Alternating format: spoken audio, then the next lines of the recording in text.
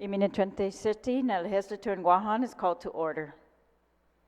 Buenas and half a day. Assistant Majority Leader, Senator San Augustine, you are recognized.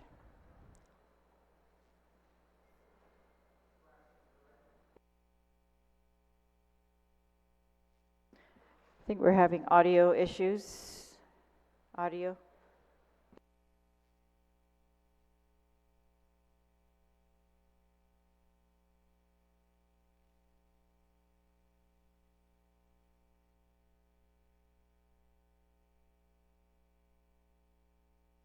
We're going to have to take a recess to reset the mics. Recess.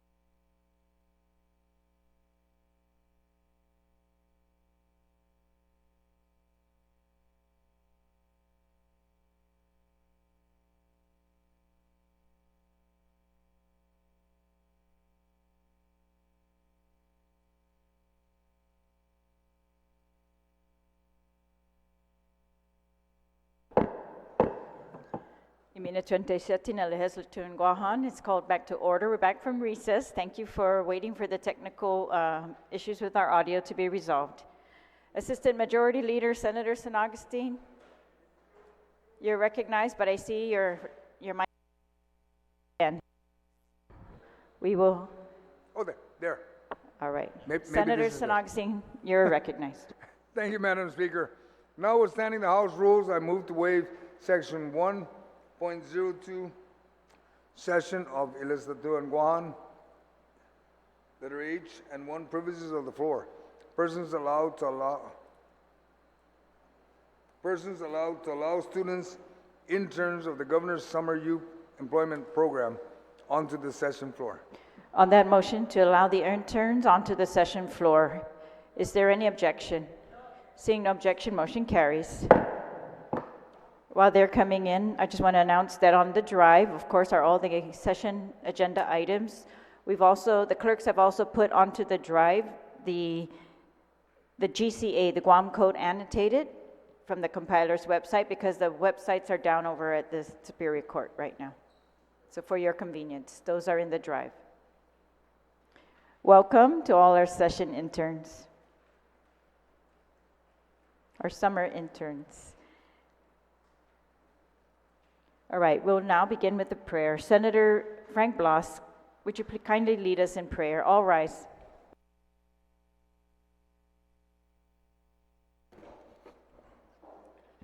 In the name of the Father, and the Son, and the Holy Spirit, amen. Dear Lord, 79 years ago, our people were still in shambles. They were still praying for your continued guidance and your safety as a result of the bombings that were occurring in the feet below us, in the ground below us.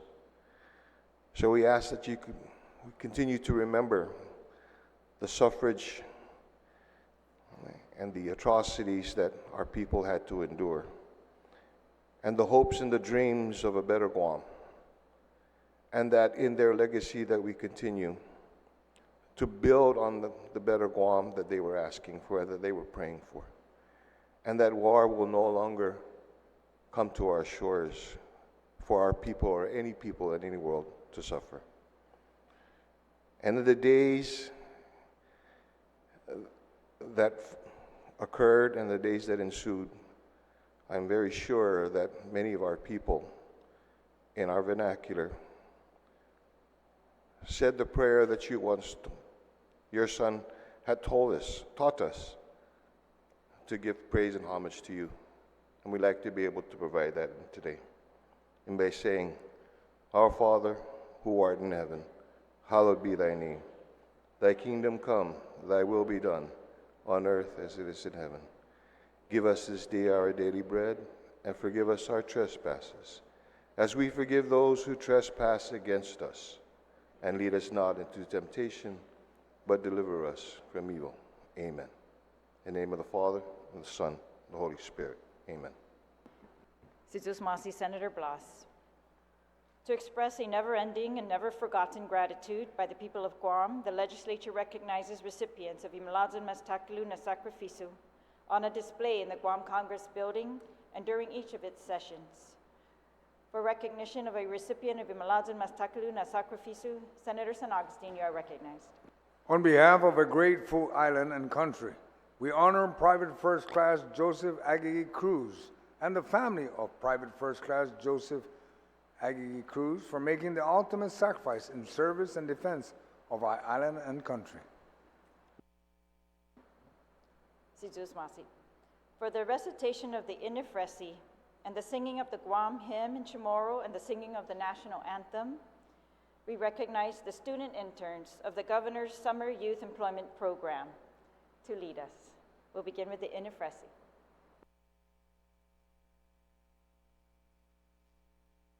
Interns, you may come on up.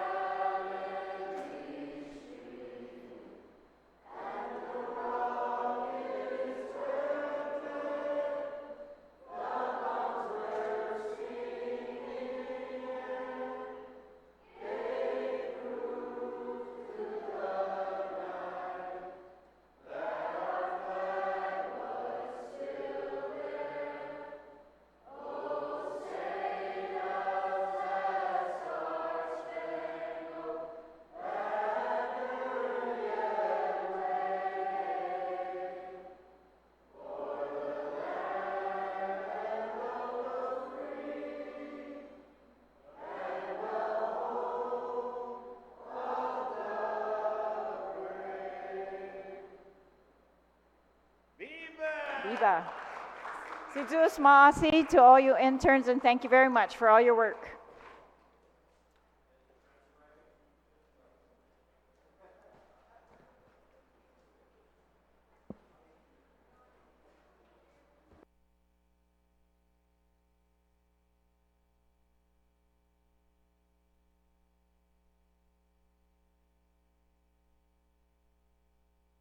We'll now proceed with the roll call. Clerks, please take the roll call. Senator Barnett. Senator Blas. Senator Brown. Senator Dueñas. Senator Fisher. Senator Lujan. Vice Speaker Munya Barnes. Senator Parkinson. Senator Perez. Senator Kanatsa. Senator San Augustine. Senator Siniclis. Senator Shelton. Senator Taitigui. Speaker Terlahi. Madam Speaker, there is a quorum. Si Zeus Maasi, clerks. Assistant Majority Leader Senator San Augustine, you are recognized. We're under approval of the Legislative Journal. Madam Speaker, I move to approve the Legislative Journal dated June 27, 2023, subject to corrections. On that motion, is there any objection? Seeing no objection, motion carries. Assistant Majority Leader Senator San Augustine, you are recognized. Madam Speaker, there are communication and petitions, and I move that they be appended to today's session journal. On that motion to append communications and petition, is there any objection? Seeing no objection, motion carries. Assistant Majority Leader, you are recognized. Madam Speaker, there are messages from the Magahaga Guahan, and I move that they be appended to today's session journal. On that motion to append the messages of Imagahagan Guahan, is there any objection? Seeing no objection, motion carries. Assistant Majority Leader Senator San Augustine, you are recognized. Madam Speaker, there are reports of standing committees. I move that they be appended to today's session journal. On that motion that the reports of standing committees be appended to this session journal, is there any objection? Seeing no objection, motion carries. Senator San Augustine, you are recognized. Madam Speaker, there are no reports of select committee. Si Zeus Maasi, please proceed.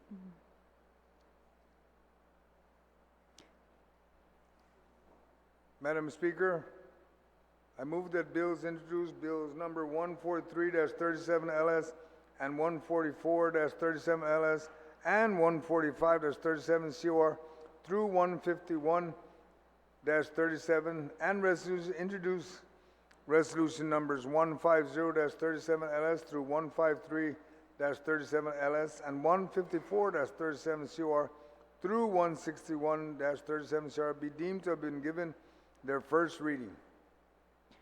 On that motion, as to bills and resolutions introduced be given their first reading, is there any objection? Seeing no objection, motion carries. We are now under motions. Assistant Majority Leader, you are recognized. Madam Speaker, I move to excuse senators not present for today's legislative session. On that motion to excuse senators not present, is there any objection? Seeing no objection, motion carries. Still under motions. Assistant Majority Leader, you are recognized. Madam Speaker, I move that all congratulatory, commendatory, and condolences resolutions introduced today of the remainder of this legislative session be considered first read and adopted to allow the Legislative Council to make technical correction and to add all senators as co-sponsors. On that motion, is there any objection? Seeing no objection, motion carries. We're still under motions. Senator Barnett, you're recognized. Thank you, Madam Speaker. I would like to motion to place vetoed bill number 62-37 COR, an act to amend subsection 12104, 12106, and 12108B, and to repeal subsection 12107R and T of Chapter 12, Title 17 GCA, relative to the process for charter school petitions. I'd like to discuss, if I may. What is your motion? To place it in the third reading file and discuss, Notwithstanding? notwithstanding the House rules. Notwithstanding the objections of the Notwithstanding the objections of the governor. Thank you, ma'am. All right. You want me to do that over? All right. Notwithstanding the objections of Imagahagan Guahan, I would like to place vetoed bill number 62-37 to the third reading file. To the and voting discuss. file. To the voting file. and All right. discuss. Thank Is please, you may discuss that motion. you. Okay, So thank we're you. going to discuss the motion, colleagues, to place Bill 62-37 COR into the voting file, notwithstanding the objections of the governor. Thank Please. you. I would just like to, at this time, ask for my colleagues' further support of this measure and this override veto attempt. I do believe, with all due respect, that the governor's vetoing of this bill was flawed and that it was done so with the reasoning that the government of Guam would operate a religious or a private school, and that's simply not the case. The Supreme Court ruling was very simple. It kind of reminds me of what my grandma used to say. If you're going to give one child, you have to give all the children, and that's what this is really about. Is the Supreme Court ruled that if we're going to obligate public funds to private schools for charters or school vouchers or school choice, then we must also do the same for private religious schools, ma'am. And I also commend the Attorney General and thank him for his legal opinion, which I don't know if I want to read the entire thing into the record. I could just do the conclusion, which is, It's up to you, Senator. thank you. Yeah, I'll read the conclusion, and if there are any questions, I know the legal opinion is out there. So again, this legal opinion issued by the Attorney General Douglas B. Moylan, and it argued that the governor's veto of Bill 62 was flawed. And in the conclusion, the Attorney General writes, it is our position that there exists no legal impediment, including our First Amendment clause as incorporated by our 1950 Organic Act, Religious Prohibition Clause, and Establishment Clause, from allowing the Guam Legislature to move forward in passing Bill number 62-37 as a statement of the will of our people. And he references here 48 U.S.C. subsection 1421b-A. In light of the numerous problems facing our public education community and the government of Guam's duties under the Every Child is Entitled to an Adequate Public Education Act, Public Law number 62-37 provides a potentially effective way that our government could comply with this act for our children by creating effective options for our government and not substantially disrupting our public school children's upcoming school year and significantly inconveniencing their parents. Please don't hesitate to contact the office if you have any further questions. Thank you. So again, I'm thankful that the Attorney General issued this opinion, but more importantly, I'm very thankful for the supportive testimony that this bill received in its public hearing from the Charter School Council, head Ms. Evangelista Cepeda. And I think it's very simple, ma'am. I was talking with somebody about this issue over the weekend, and it's a conversion process. So when a private school or a religious school applies for a charter and receives that charter, it is through that process that they are then converted to a public school. And these individual charter schools are ran by boards of trustees, which then report to the Charter School Council. So, and our charter schools are required to be accredited. So while they're teaching, if they're teaching the hymns that Nana taught us, you know, like Tafan Lisadu Kadani Sa Isantus Lisadu Dabini Langit. So while they're teaching that, they also have to teach calculus and English and all those important things that really lead to the complete education of our child. And so I don't want to belabor the points too much, ma'am. I just ask that my colleagues supported this measure, which was unanimous at the time we voted on it, that it hold through to this vote, ma'am. Thank you, Madam Speaker. Thank you, Senator. On the motion, is there anyone else who'd like to speak on that motion? This is the only time to debate that motion. On that motion, Senator San Augustine, you're recognized. Thank you, Madam Speaker. You know, I spoke with the folks that are putting their application together for Mount Carmel, and they made it very clear to me that they will not include anything to do with religion. And being that our Attorney General cited the Constitution and all that stuff, I'm just surprised that he didn't cite that in the section of the Organic Act. It's very specific. No public money or properties shall be appropriated, supplied, donated, or used directly or indirectly for the use, benefit, or support of any sect, church, denominations, sectarian institution or association or system of religion, or for the use, benefit, or support of any priest, preacher, minister, or other religious teacher for dignitaries as such. But after I receive, as the appropriation chair, after I receive the assurance from the folks that are setting up the charter school for Mount Carmel that there will be no religion, I'm in full support of the override, provided we have a separation of government and religion, regardless of what the Attorney General says. I have to stick with what I just read off from the Organic Act. Thank you, Madam Speaker. Thank you, Senator. On the motion, Senator Teitzke, you're recognized, and Senator Munoz-Barnes. I speak. Sijus Masi, Madam Speaker, and good morning to my colleagues. I hope this week goes swiftly, but I hope we do it with the thought in mind that we're here to help the people, and especially the children of Guam. We know what the situation is. We've been working on this for over 3 weeks, having meeting after roundtable, after oversight. And here is a viable situation that here's a viable idea to get our kids in school and our teachers in a safe environment. We have that opportunity. You know, I've read the opinions. I've read 3 different opinions. But what weighed more is that what we're doing is something that we can do as a legislature. Something that I'm pretty sure all those parents who are standing in line trying to get into charter schools because they're worried that their school, the public school, is not open and ready to take their children. The difference between having our kids work at home, online, was because our parents were also home. This was during COVID. So there was somebody there to watch our children. It's a different story now. People are back to work. Parents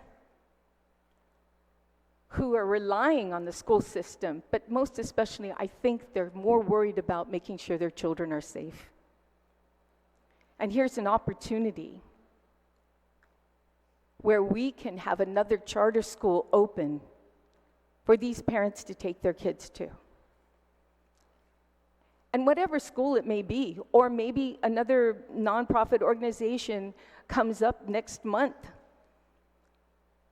Because like one of my colleagues mentioned during the public hearing, or one of the roundtables on charter schools, was I'd like to see a transition from public schools where they're no longer public schools, that everything is chartered schools. And if you look at the setup in Colorado, in parts of Colorado and jurisdictions, that's exactly where that state was leading to, from a public school now to charter schools. And those kids are scoring excellent on their tests. Excellent. This is what we want for our kids. So I ask my colleagues, please support this override. Parents are counting on us, my colleagues. There's only 345 slots available, from what I heard during the hearing that we had with the charter school. But it's been stated by our public school system that there are thousands and thousands of children who will not be able to start school on time, or even in the next 3 months. Thousands. Right now, the charter schools is asking us to lift the cap to allow 345 more students, because they're turning away parents because of this situation. So having another charter school on this island would increase that number. And it'll give comfort to know that if a parent puts their child into one of these charter schools, they're going to go, oh, God, thank you, Jesus. I've got my child into a school that's safe, where they can concentrate on being a good student and having an education. An education. We're not a third world country, people. We have the means. We have the ability to do this. So again, I humbly ask my colleagues to please support this override. Thank you, Madam Speaker. Thank you, Senator. On the motion, Vice Speaker, you're recognized.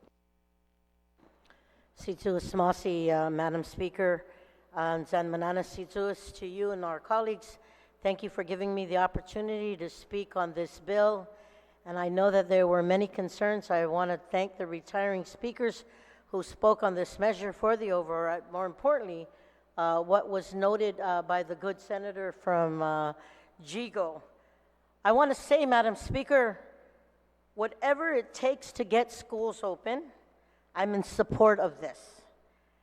I want to share with you that I've seen firsthand how charter schools have been able to fill a void in our community, and I've seen its successes. Whether it be vocational, education, robotics, STEM, even cultural perspectives. Charter school works. I say, Madam Speaker, this works. So let's give our students here on our island of Guam the opportunity to thrive. I will disclose for the record, Madam Speaker, that yes, I was the original co-sponsor with the former Speaker, Speaker Judy Wampat, for charter schools, had many meetings with those who started charter schools nationally with Minnesota, and I want to say that we have seen the successes here. Literally have seen the successes of charter schools here on Guam, and what better way than to assist and to help get our students the education they need, with an emphasis of an added opportunity for them to learn. Like I said, whether it be robotics, whether it be math, whether it be STEM, vocational education, we know that it works and we've seen it work. So I want to say, I hope my colleagues will consider that. I did look at the concerns that were brought to our attention, but we've already come over that. We understand what needs to be done, and why take it away from our students. So let our students thrive. I hope my colleagues can consider this override like I will, and I want to thank the author of this legislation, who had the will and the drive to work with the community and to bring this legislation to the floor, and allowing me to be his second co-sponsor. So thank you, Madam Speaker. I rise in support of this override. Of this veto, I'm sorry. Of this veto. Situus Masi, Vice Speaker. On the motion for override, is there anyone else who would like to speak? Senator Duenas, you're recognized.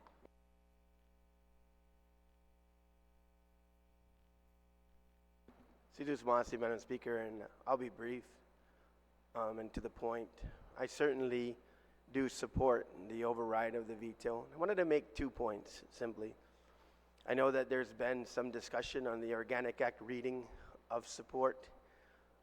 Just want to bring it to, once again, reinforce to our public that the government of Guam does pay for school busing to and from private schools.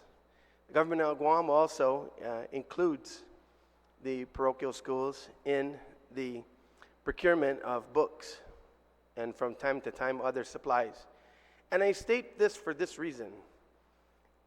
It's very simple reading to myself and as Senator San Augustine and others have mentioned that there's a difference between education of our children and education of religion.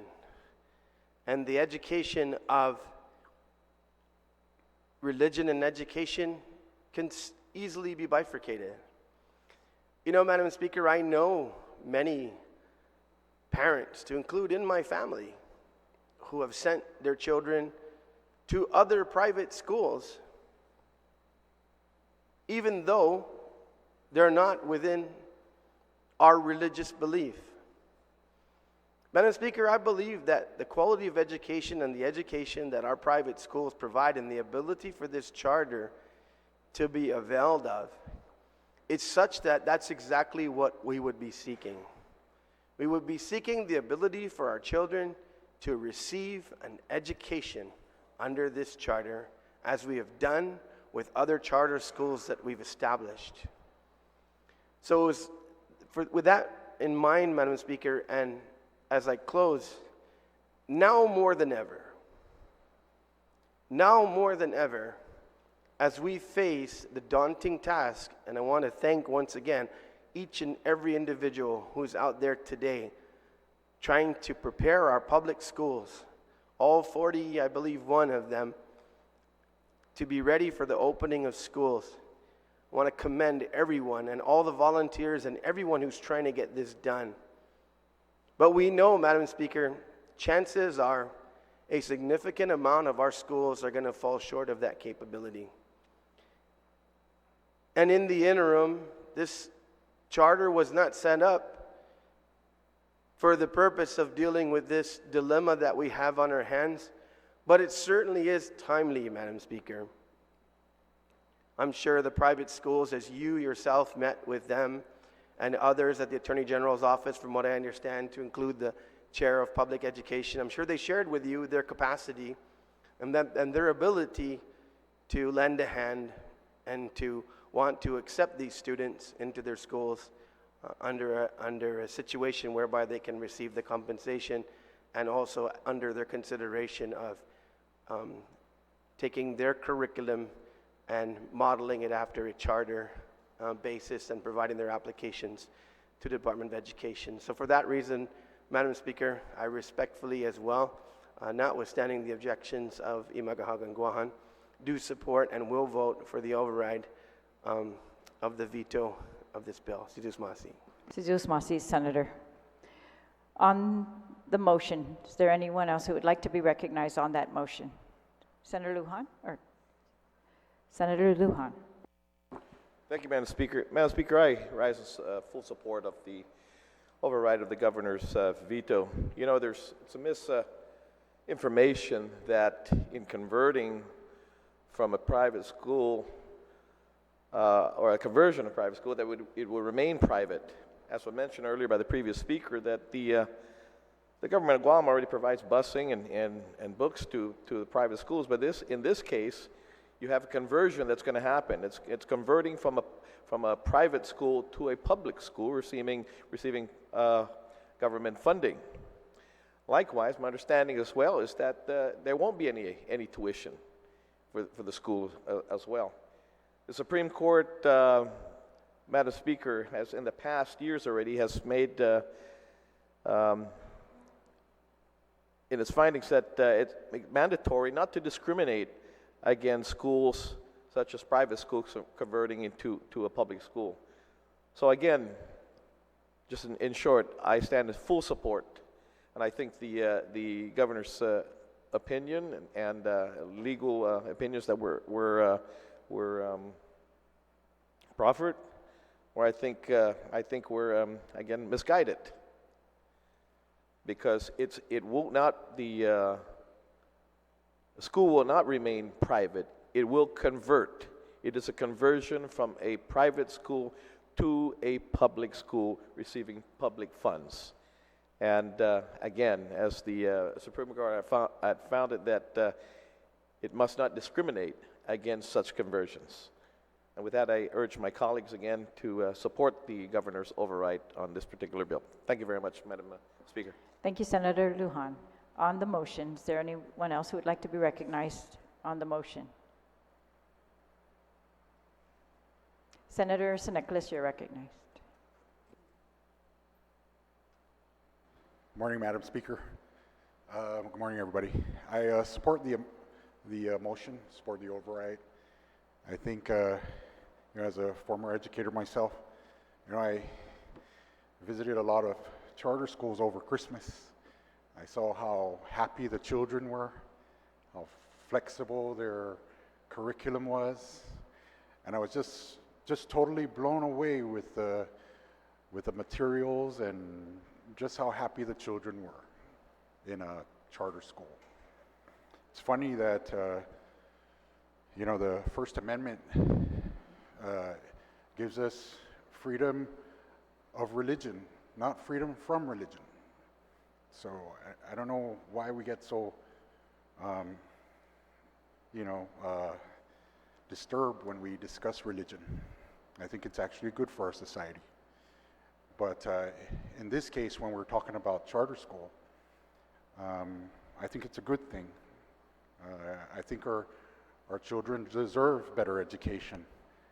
And from what I see so far, when I did visit the schools, how happy the teachers were to teach and how happy the students were to learn. And I hope it wasn't just because Santa was there, but I hope that their enthusiasm was genuine, and I support this override. Thank you, Madam Speaker. Thank you, Senator Nicholas. On the motion. On the motion, if no one else, then the sponsor may close on that motion. Thank you, Madam Speaker. I thank my colleagues for their very encouraging words of support. And hey, you heard it right there from Santa Claus. You support this override, you will be on the nice list. So nothing further, ma'am. Again, I just, so we have to vote to place it in that file. Is that what? Okay, thank you. Yes. Thank you. Nothing further, madam. All right, so on the motion to place Bill number 62-37 COR into the voting file, notwithstanding the objections of Imagahagan Guahan. All in favor, please raise your hand.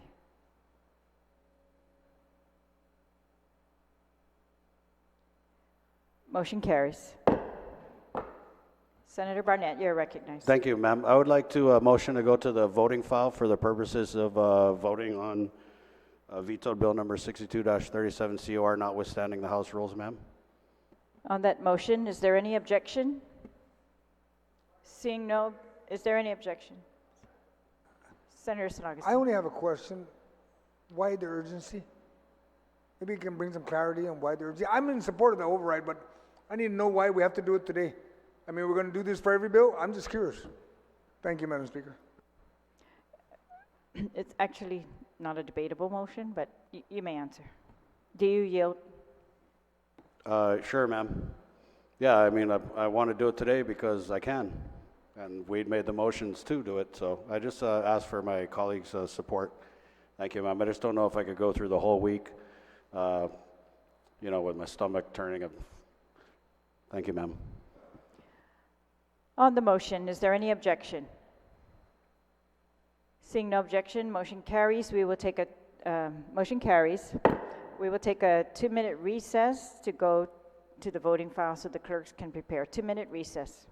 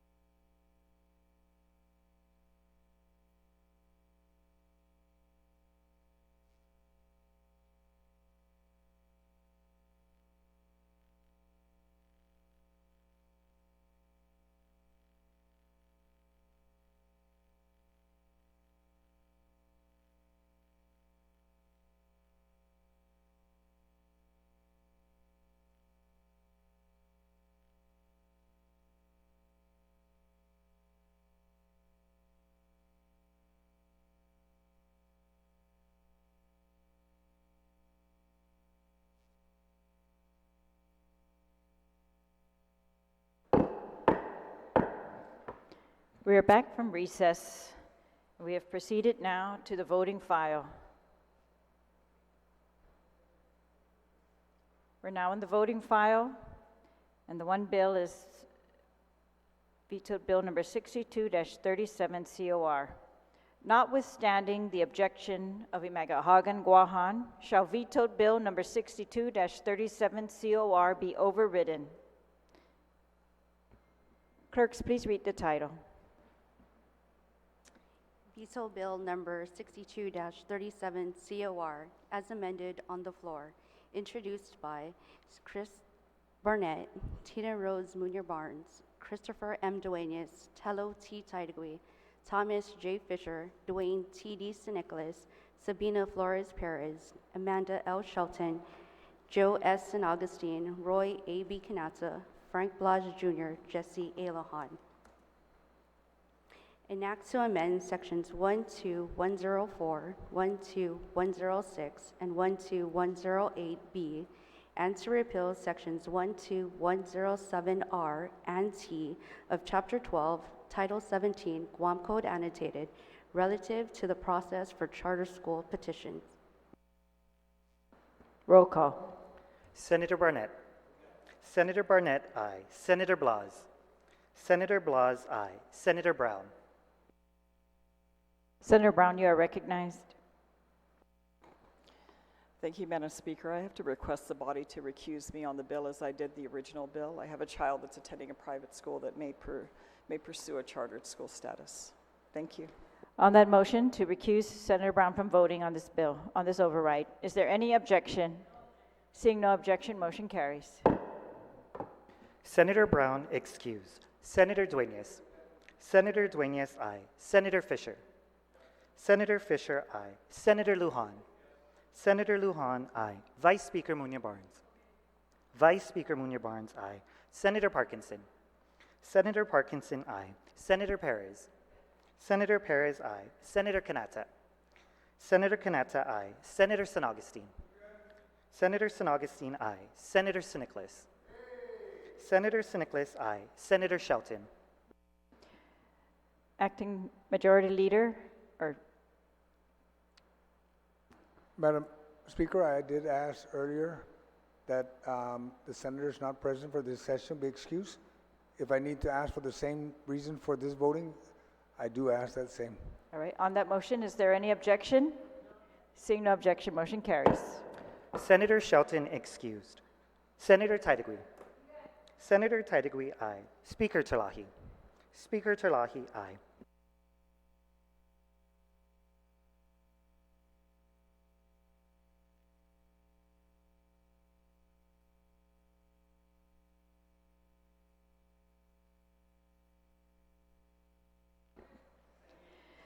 Vetoed bill number 62-37 COR received 13 ayes and 2 excused. Vetoed bill number 62-37 COR was overridden by a vote of 13 members of this body.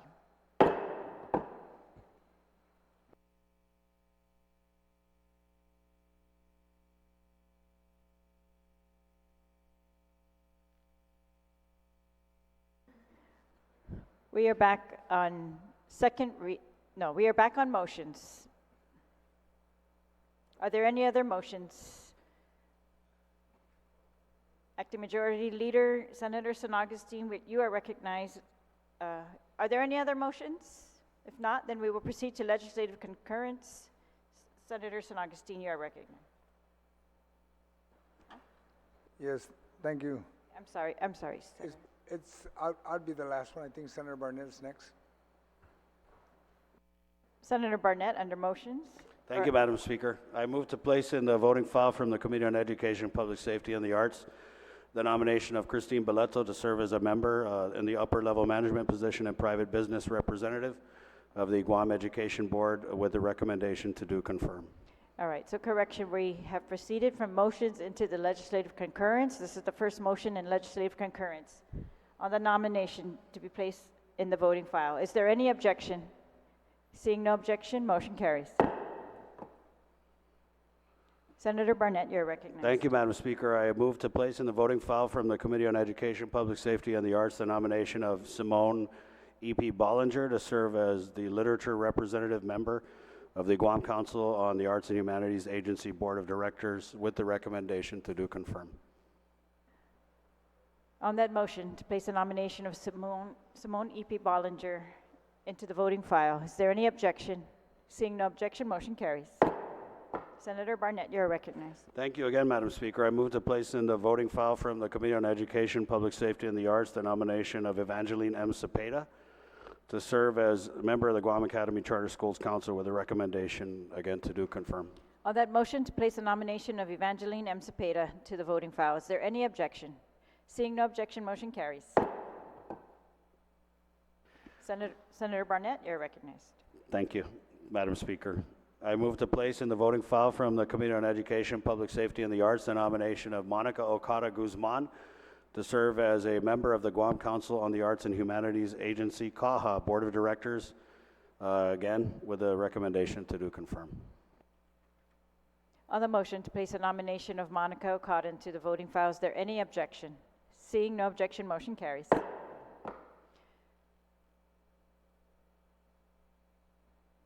Majority Leader Senator Sanoxton, you are recognized. Thank you, Madam Speaker. I move to place in the voting file from the Committee on Health, Land, Justice, and Culture the nomination of Michelle C. Paris to serve as the Director of the Department of Integrated Services for the Individual with Disability with a recommendation to do confirm. On that motion to place the nomination of Michelle C. Paris to the voting file, is there any objection? Seeing no objection, motion carries. Are there any other motions under legislative concurrence?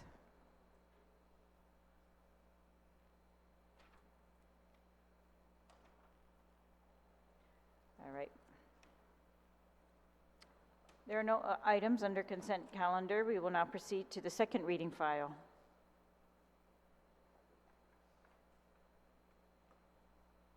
The first item under the second reading file is Bill number 7-37 COR. Senator Dueñas, you are recognized.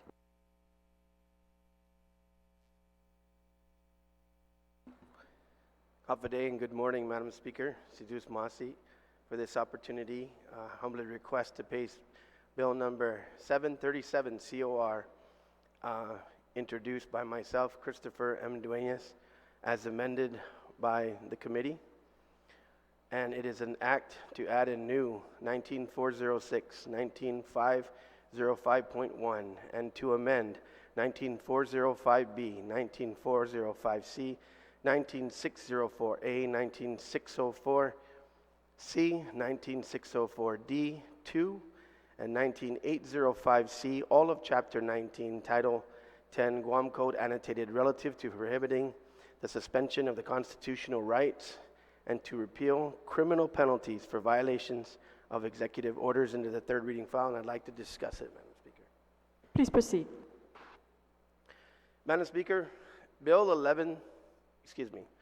737, the brother of Bill 1136, is actually a reintroduction of Bill 18336, authored by Senator Tony Atta in the 36th Guam Legislature, co-sponsored by myself and Frank Blas Jr., and supported by Senator Joanne Brown and Senator Tello Taitigui during the 36th Guam Legislature.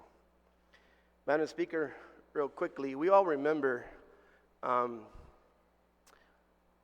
time of the onset that the people of Guam, the island of Guam, would test the Organic Act powers and the emergency powers granted to the governor by a public law that had been introduced over 20 years earlier.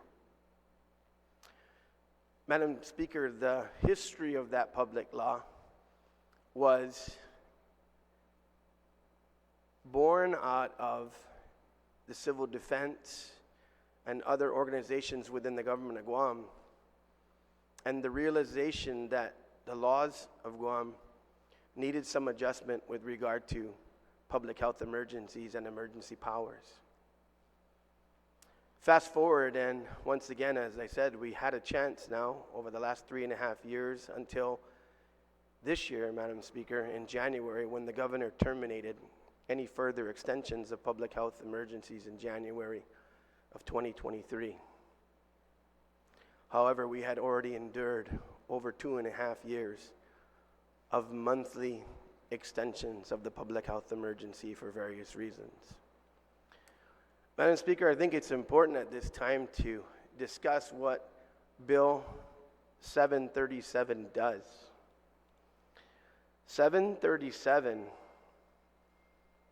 basically outlines our Organic Act rights and restates them once again and our constitutional rights in terms of renewing a public health emergency through the legislature to now allow the legislature to provide for checks and balances and the opportunities to scrutinize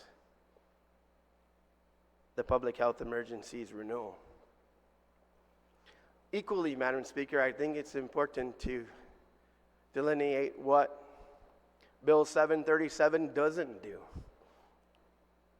It does not take away the governor's power to declare a public health emergency as enumerated in Chapter 19 under the Organic Act and the powers of the governor granted by this legislature. It is the renewal of the public health emergency that is being amended. So I guess many who followed Bill 11, the brother or sister or cousin or relative of Bill 737, however you want to describe it, I describe it as the brother. Maybe that says a little bit about me. But why? Well, let me give you my top 5 reasons why that my office and many of our offices were getting calls about when the monthly renewals of public health emergency were taking place. Why they felt as though the people's voice needed to be heard and heard in these hallowed halls of the legislature, this august body. Madam Speaker, I would first like to say that I think the members of the 35th Guam Legislature were very wise to stand up to some original proposals that were designed to have massive fines and penalties imposed on people who would violate the governor's orders imposed by public health. And some people at that point in time, even during the 35th Guam Legislature, Madam Speaker, believed that there was abuse of power already taking place under the public health emergency, and that legislature said no. I want to take note of that as the first reason why many people were upset about what was taking place during the public health emergency by the executive branch. The second, Madam Speaker, and many of us remember this, was the very, at some point determined, useless imposition of checkpoints, where miles and miles of cars burning up precious fuel, wasting time, and having businesses who were trying to get their vehicles from one place to the other with materials and goods on them, going through a line so that a very nice, uniformed individual who was ordered to stand there and tell you in the window of your car to wash your hands, to wear a mask, and to safely distance yourself from others. An absolute useless exercise, Madam Speaker. And thank God that that was discontinued. Madam Speaker, probably the most egregious and maybe should have been first on the list was the termination of individuals' rights to worship their God in the churches and synagogues and Baha'i faith centers and any center on this island, that at the time that people needed to be ministered to the most, we're told, you cannot assemble. Even though led by the Catholic Church, many priests preyed upon Department of Public Health directors saying, we are willing to follow any and all of your orders, but we want to worship. Madam Speaker, they were so creative that we started tuning into our radios and going to church in our cars because we were not going to let the government tell us that we were not going to worship and seek the soothing power of our Lord or whatever deity you pray to in order to bring you some semblance of normality in your life when there was so much conflict going on. I think I'll renumber that to number 1. Madam Speaker, businesses. There was a selection of winners and losers. If you had a bar in your restaurant, you could seat people at your bar and let them eat and drink until they're merry and get food. But if you were a bar, no, not you. And it was even told to us by many individuals who knew what takes place in restaurants and bars, that the bars were actually, if activities were proper, less infectious than a restaurant because of all the touch points that are required to sit at a table and eat and be served and be amongst others. But no, for months and months and months, bars were told, no, you can't operate. You know, recently we went over COVID awards and some people said, why are there strip clubs? Why are there other entities that got COVID money? Well, you know what? Many of the people on this floor said, because they're people too. And they have a job and they need to feed their families.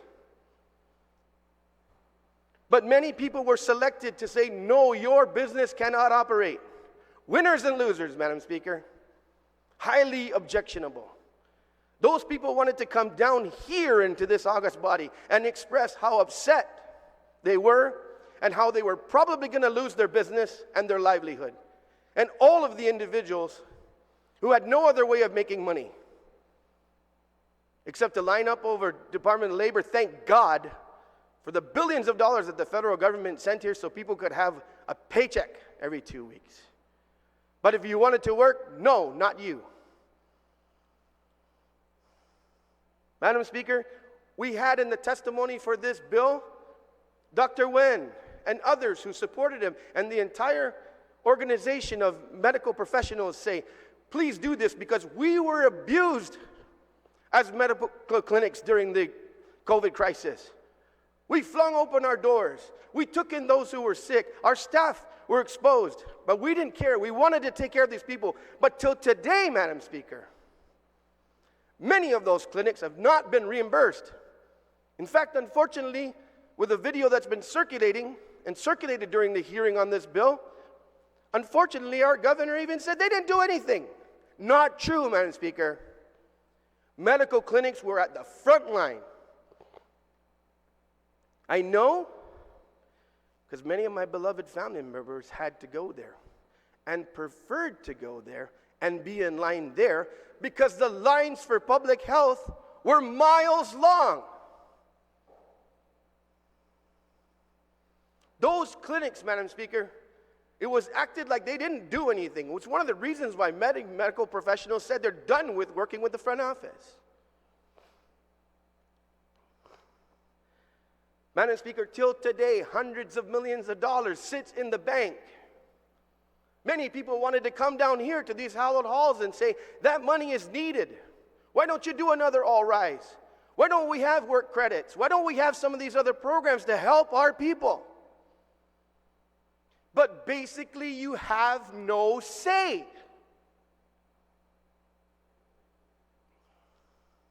Not if we pass this bill.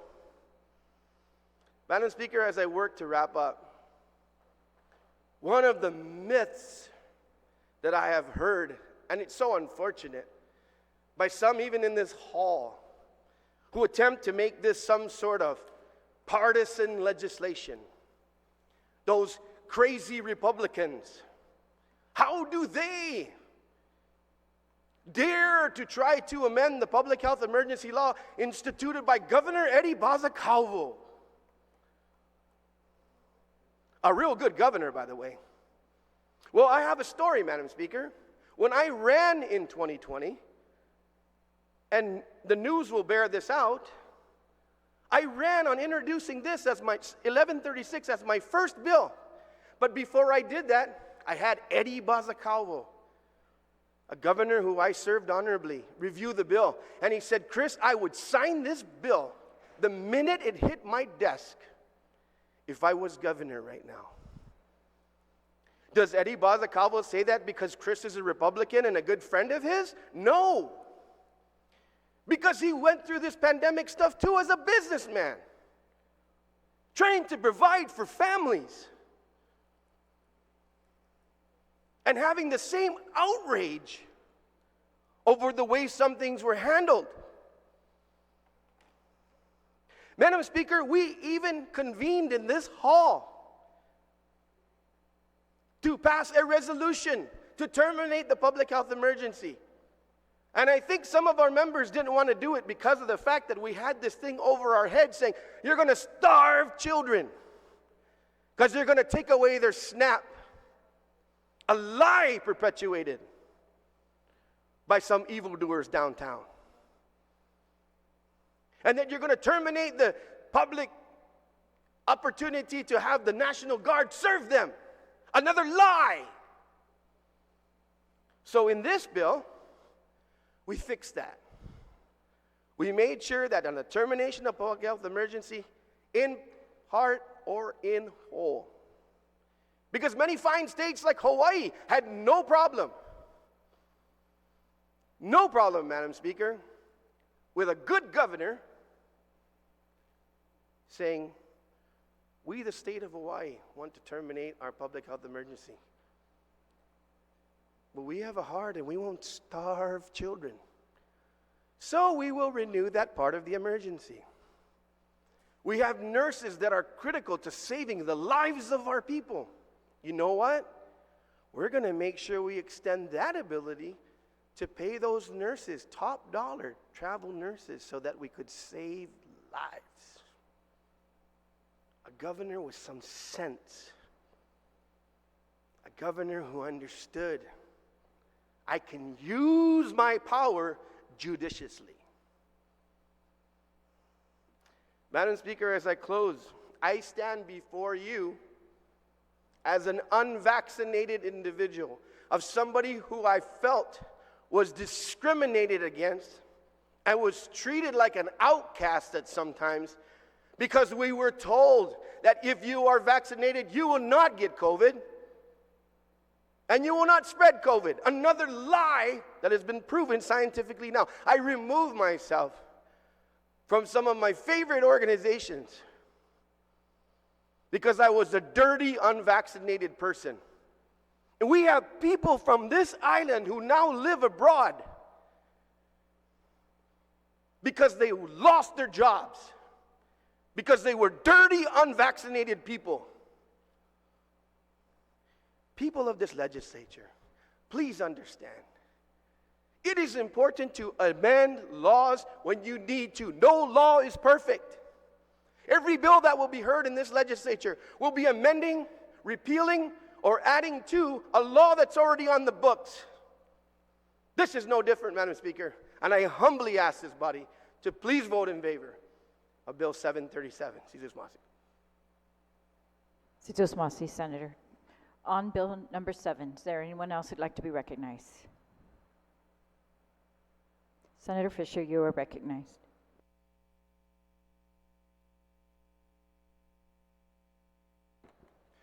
Thank you very much, Madam Speaker. I rise in support of the bill.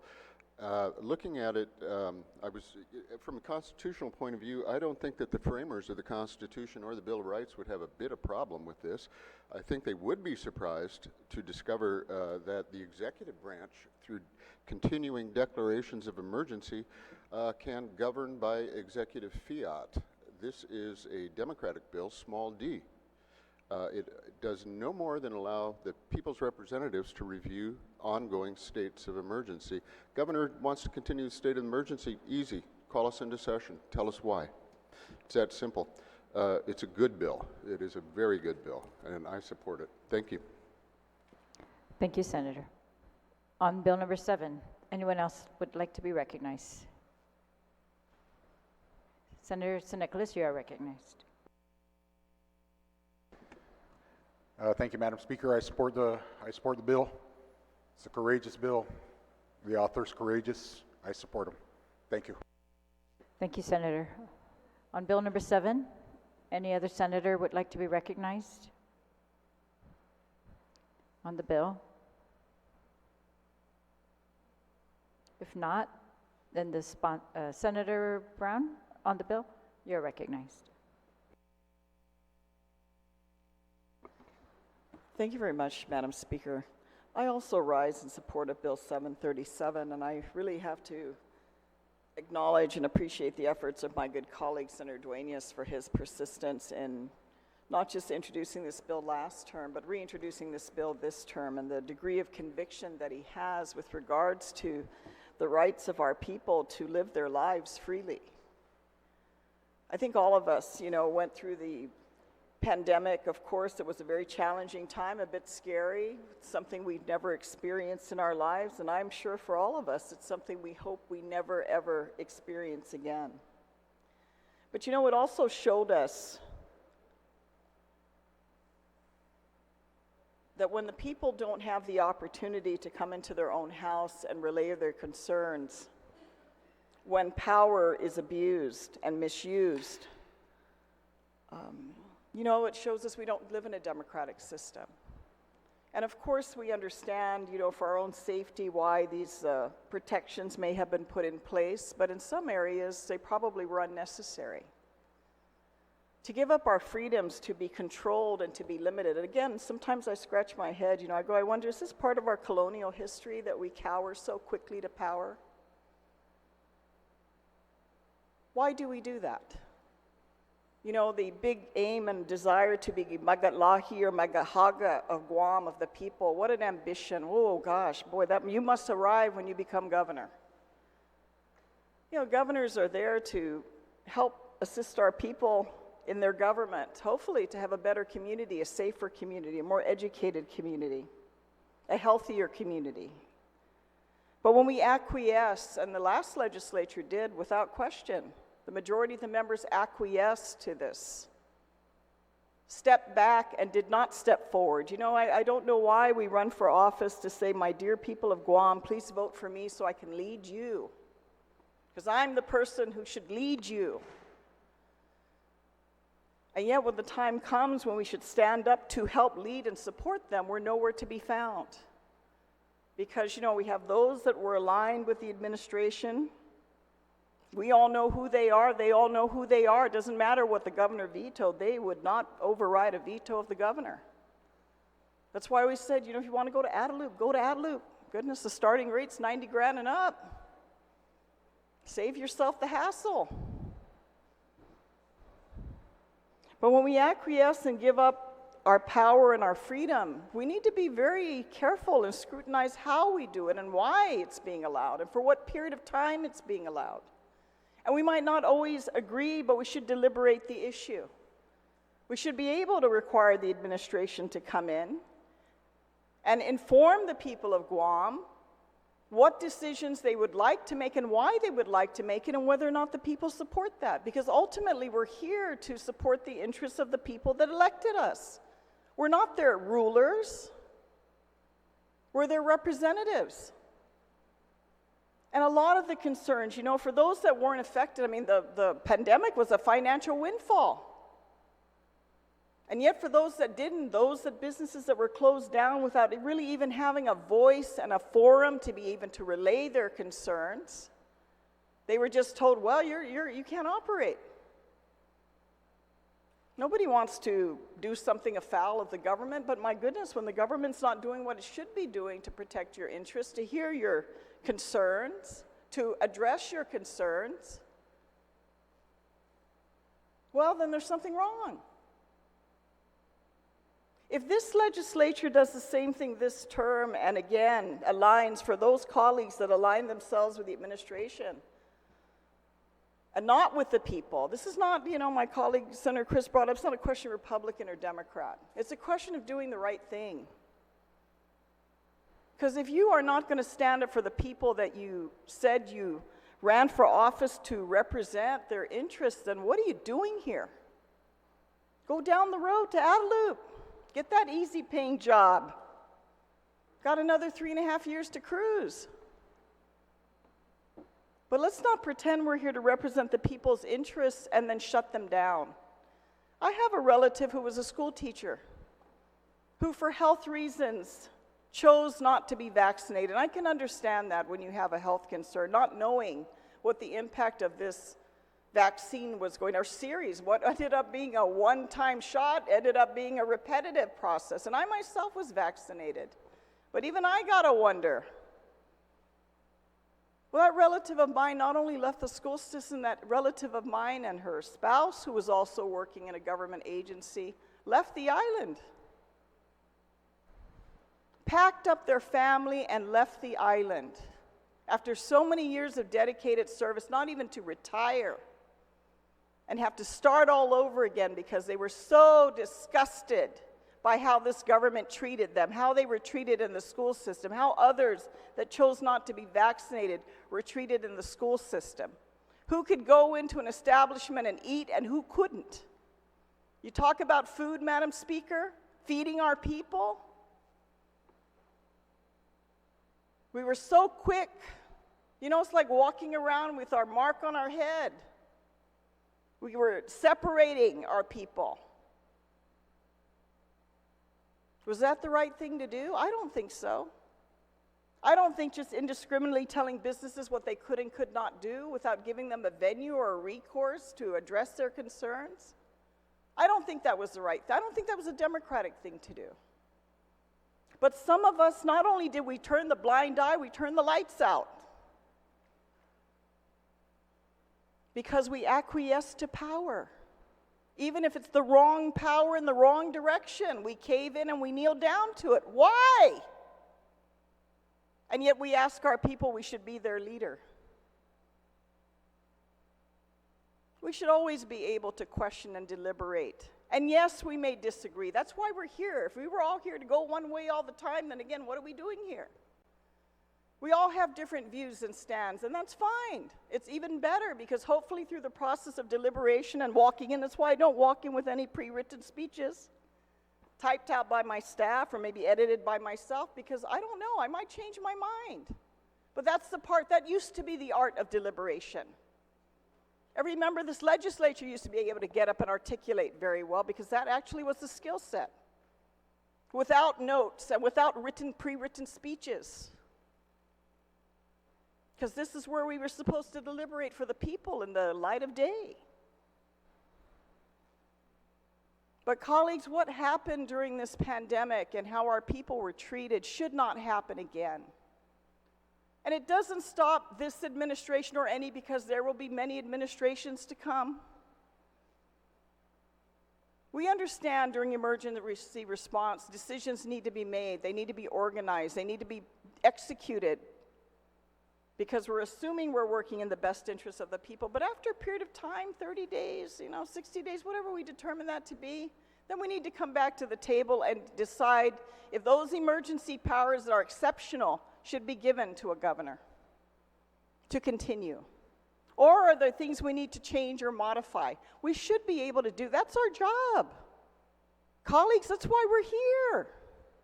We're not here so we can travel during session and go to every social function, every resolution presentation. That's not the real work. The real work is right here in this session hall.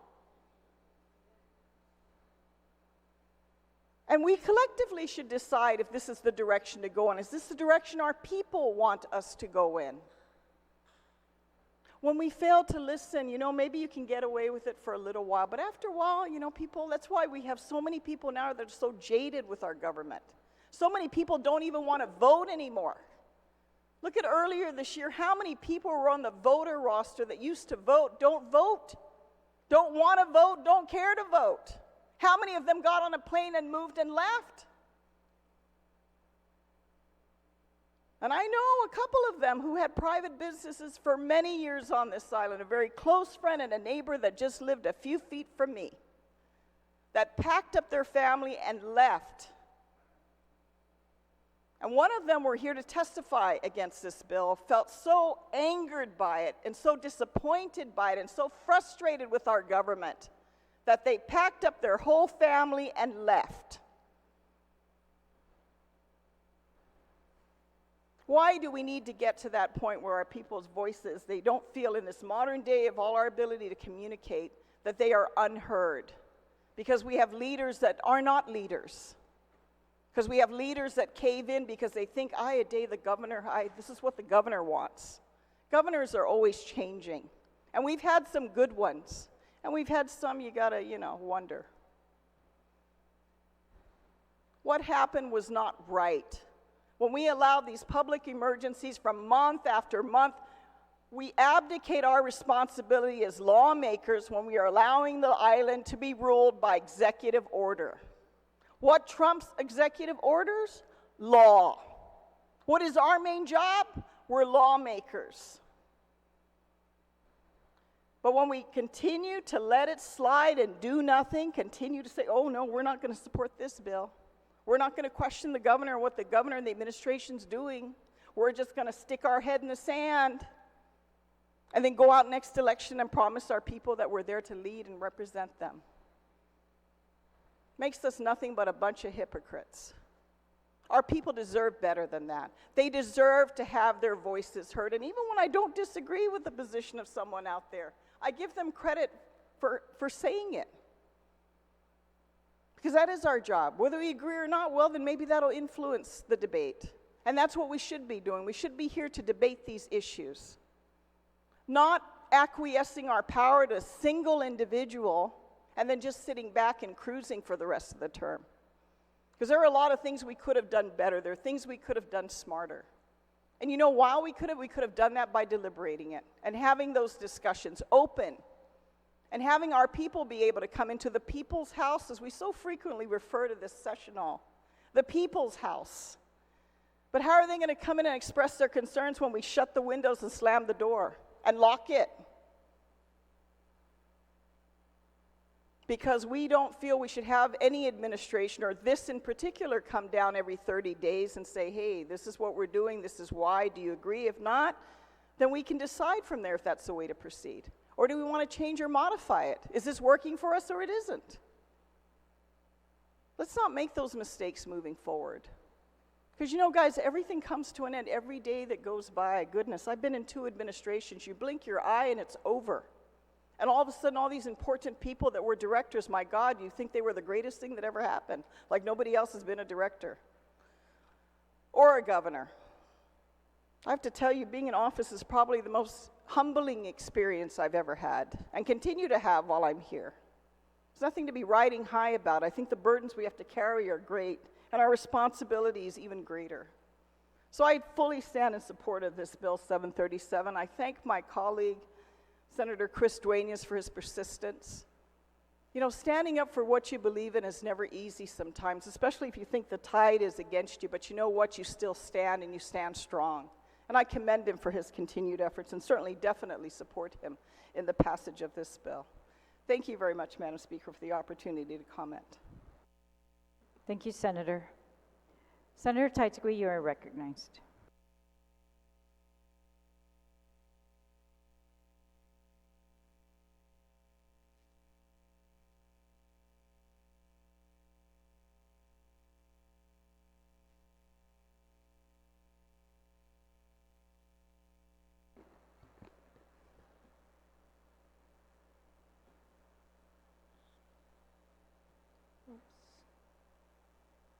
Okay, thank you, Madam Speaker, for that little delay there. Madam Speaker, I stand in full support, like I've done before, on a prior bill that did the same thing, and I'm sure that we had much debate to discuss the first bill, and it came at a time where things were heightened. We were going through COVID. A lot of people were frustrated. But nothing was more frustrating than not being a part of the administration in making decisions for the people of Guam. If I recall, Madam Speaker, there are 3 branches of government, 3 branches that should be working together during something so important, something that has devastated our island. But the biggest part of this was we were never involved as a legislature. Why? Why is that? It should have never been done. We should have all worked together as a body, not this body, all branches of government working together, keeping things involved so that we can be part of the solution, part of ideas to recover from something so devastating as COVID. And Madam Speaker, you and I both know, and we heard from FEMA that, that we might have had a typhoon about a month and a half ago, but there might be another one coming down the line because of the way the waters are heated in the Pacific right now. Well, that's the same from any other virus coming in our way again. You think this is going to be the last time something like COVID could happen to us? Well, we better be prepared, people. Now's the time to be prepared. So people won't say that we're shooting from the hip, that we're being reactive instead of proactive. Well, this is proactive. We are becoming proactive. We are preparing ourselves. And this is an opportunity to do that. In the public hearing, I had some concerns with the bill. Some of my questions were, does this bill violate any federal law? Will any questions regarding the governor's organic authority arise? Could this bill present legal challenge? And I was happy to hear, Madam Speaker, that this particular bill, does not. It is not inorganic. That was the biggest question on the last bill. But according to our legal counsel, it is not inorganic. This now will provide the strength in our government to provide transparency, branch cooperation, improve public trust. I think that's all we want right now, because I'm sorry, the show that happened during COVID, we lost so much of our people's trust in our government. So much. This will create inherited checks and balances of an executive declaration as well. Executive orders can be a viable tool for responding to public health emergencies. But executive orders also have their weaknesses. Example 1, limited duration. Public health emergency executive orders have limited duration, which can create uncertainty and instability. 2, potential for abuse, as we've seen.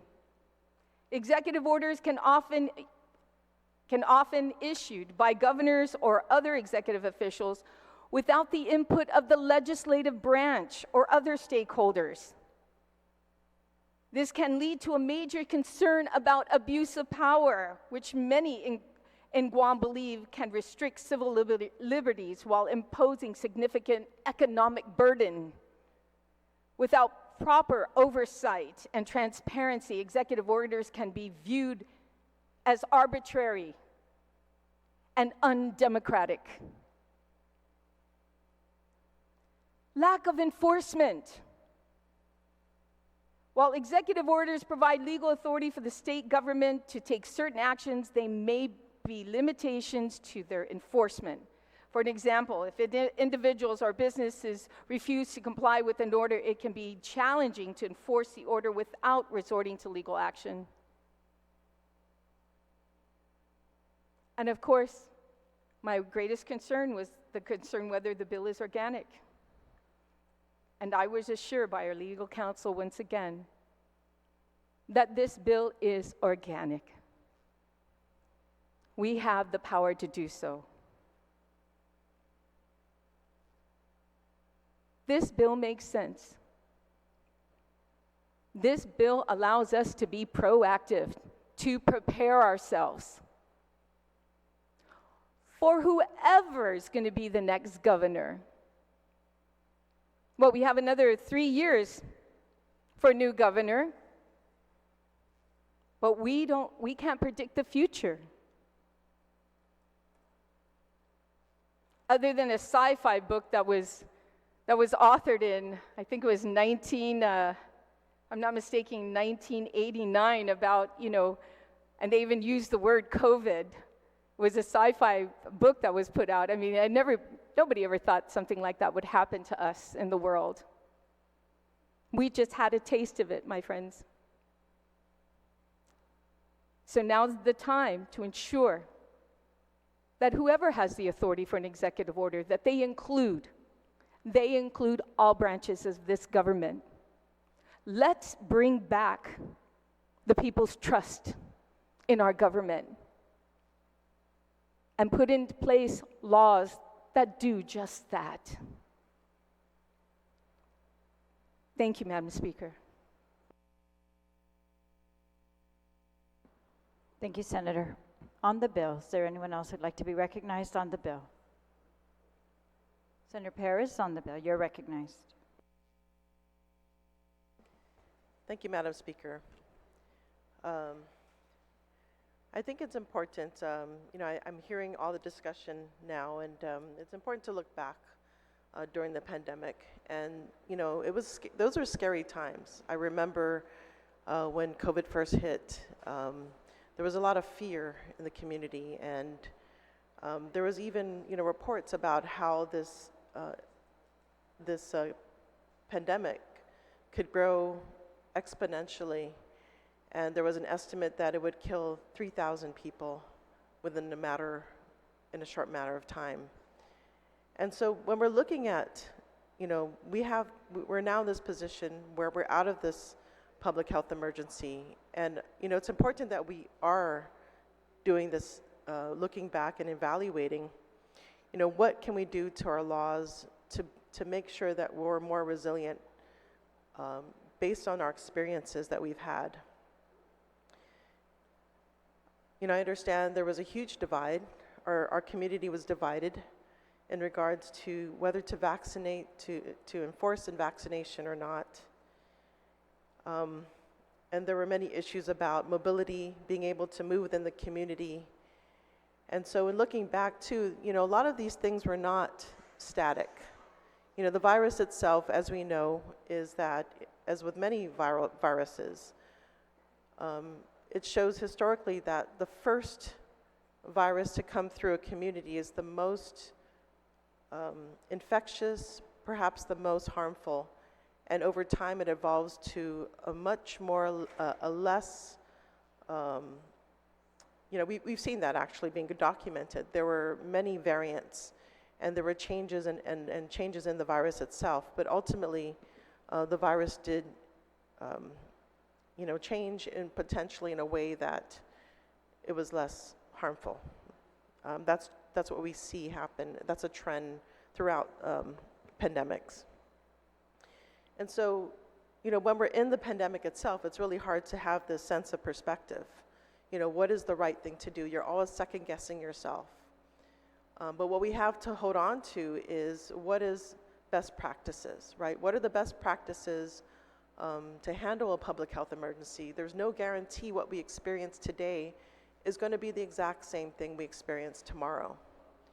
And, I think it's important that we proceed with caution and use the best scientific expert advice to guide us forward.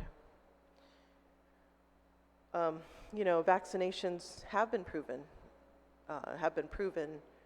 to prevent illness spread.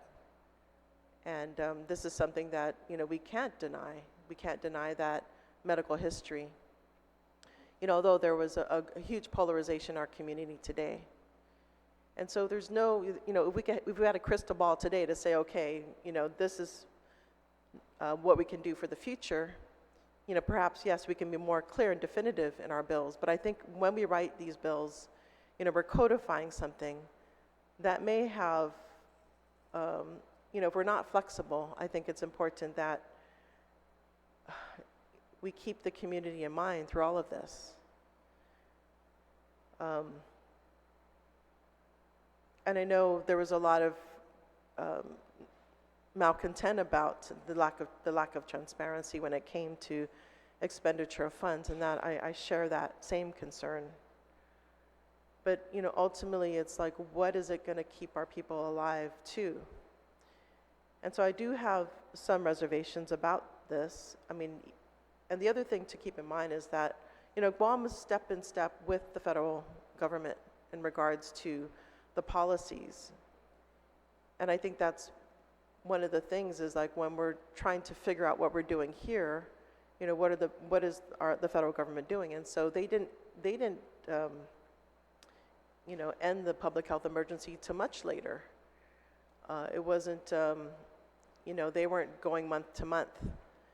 You know, a lot of things they were scrambling. Like they were still figuring out how are they going to, you know, create a vaccine? How are they going to produce the vaccine? How are they going to disseminate it? So a lot of that was in the works. There was no clear path, and it was pretty much we were adjusting to things as they were coming in, especially in the early days. And so my concern about the 30 days in Section 3 of the bill, where it automatically is terminated by the legislature, you know, I feel that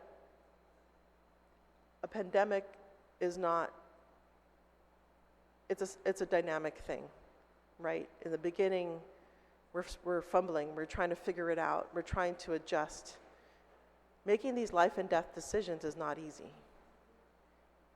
And more so, taking the responsibility for the whole community is even a bigger responsibility. And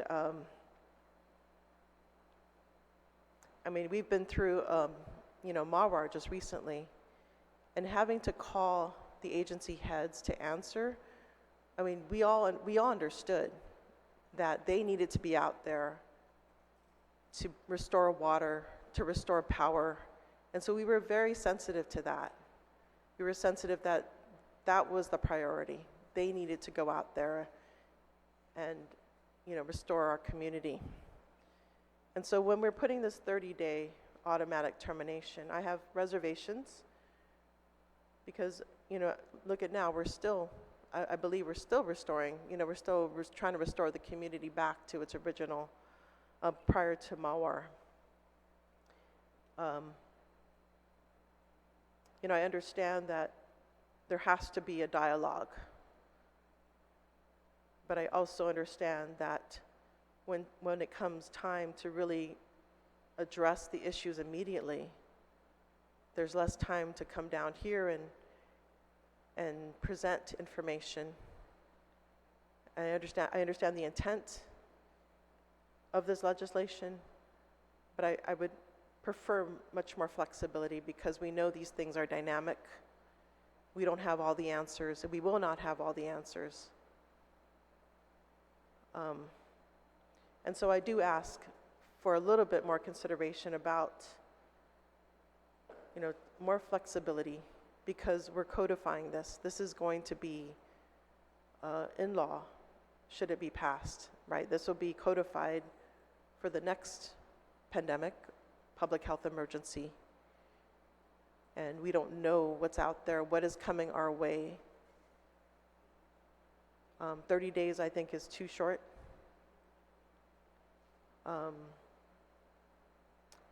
Yeah, so I asked for more flexibility in that, considering what we as a community went through with the public health emergency, and just how, you know, we've been through a series of things, and we haven't had to have a breath, really, a good breath from the, you know, we just came out of pandemic, now we went through Mawar, you know, it seems like one trauma after another. And it's, to have 30 days, I think is a little bit too tight to be able to respond to, you know, all the things that we're going through. You know, I know we all believe that we're a resilient community, but even our resilient community needs time. Thank you, and I look forward to hearing more of the dialogue. Or, yeah, I look forward to hearing the dialogue. Masi.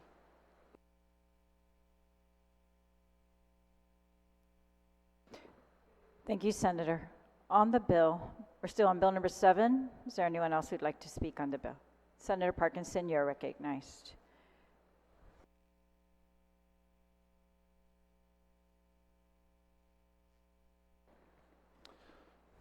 Thank you, Madam Speaker.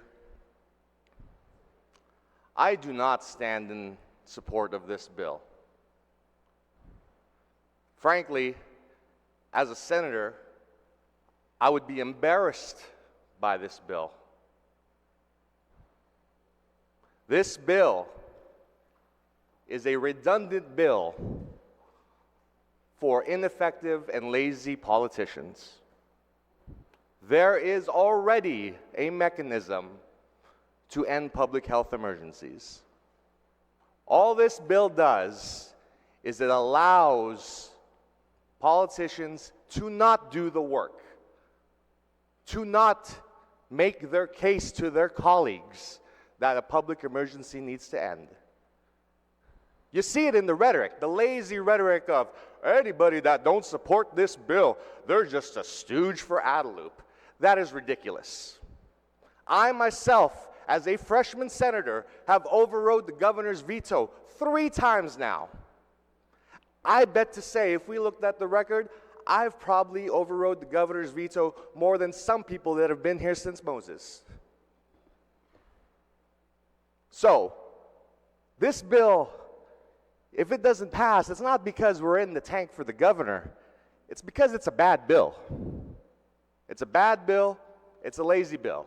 There's already a mechanism to end public health emergencies. And just because some people don't have the fortitude to get it done does not mean we need to change the rules to suit their inability. We want to talk about the voters. This has been litigated here publicly for like 4 years now. The people have heard this argument. And what happened? After the election, the minority got smaller. Maybe you should guys consider you might be out of touch on this one. So, this bill is unnecessary. If we want to end the public health emergency, even I, as a freshman senator, have the ability to do so. Do the work. With that, I yield the rest of my time. You're very welcome, Senator Parkinson. Anybody else on the main motion? Anybody else? Senator Barnett? Was that a half raise or? Yeah, it's sorry. Thank you. Thank may you. Proceed. Thank you, Madam. I'd like to thank my colleagues. It's been a very interesting debate, almost like hopping back in a time to where I don't want to go. And I think this whole conversation, this discussion, this debate on this bill, which is it's a very polarizing bill, obviously. But I feel like if we take out the idea that this bill is about this governor, or that this bill is about this legislature, and we instead remind ourselves that, in my humble opinion, this bill is about a governor and a legislature. There's a saying, hindsight's 20/20, and it's a cliche for a reason, because anybody can look back at anything and really find fault with it. And this is coming from someone who wore 2 surgical masks, a face shield, and earmuffs while broadcasting in a little radio studio that was about 10 by 12. This is coming from someone who was inoculated not once, but twice with the vaccine. But I didn't do it because I was brainwashed. And I didn't do it because I'm a sheep. I didn't do it because I wanted to fall in line with the governor. I did it because the doctors were saying that it would be necessary to protect our manamku. And I go around a lot of manamku. So that's why I did it. And I don't want to go back to the division that I saw in our community with the vaccinated and the unvaccinated and the restrictions that, as time really got to to passing, the deeper we got into the pandemic, the more we crawled out of it. Yes, of course, so much of it was questionable. So much of it didn't make sense.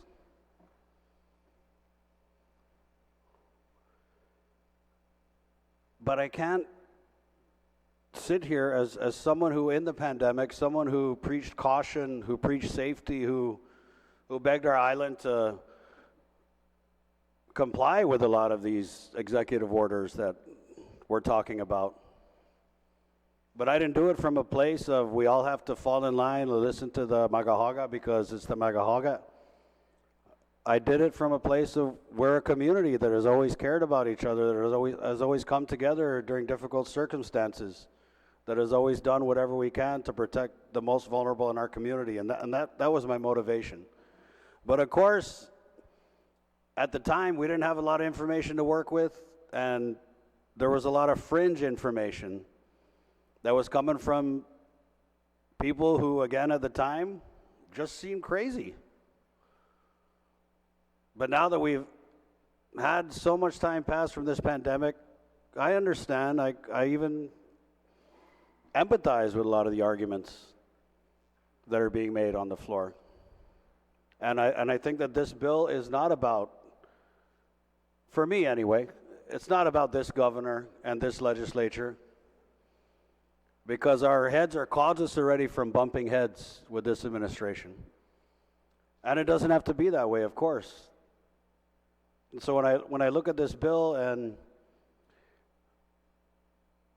I look at the situation we're in now, I don't know if we're going to go through another pandemic. And just reading some of this bill, I remember when they closed the churches. I remember because it was the first time I cried on the radio. And I cried on the radio because I had Father Paul on the show, The Link. And I had asked Father Paul to pray for our people because they couldn't go to church.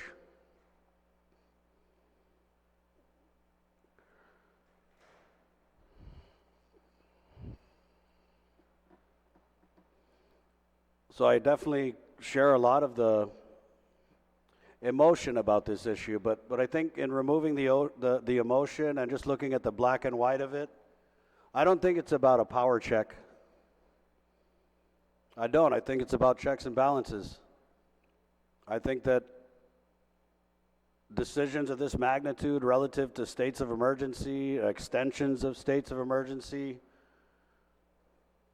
and I know there were many times in the pandemic, especially as we began to wind out from some of the surges where, as a member of the media back then, we would wonder, is this still emergency? Are we still in an emergency? Do you think she's going to extend it? What do you think she's going to do? Oh, I think she's going to extend it another 30 days. Oh, is that what you think she's... And these conversations were all centered around what one person was going to do or not do that would impact and affect our entire island. And I want to... Father Eric in his sermon for the Liberation Mass had said that, you know, we can talk hot, we can make our points. And it's great because not one person is responsible for making decisions that all of us have to live by. And that's why I'm likely to support this bill.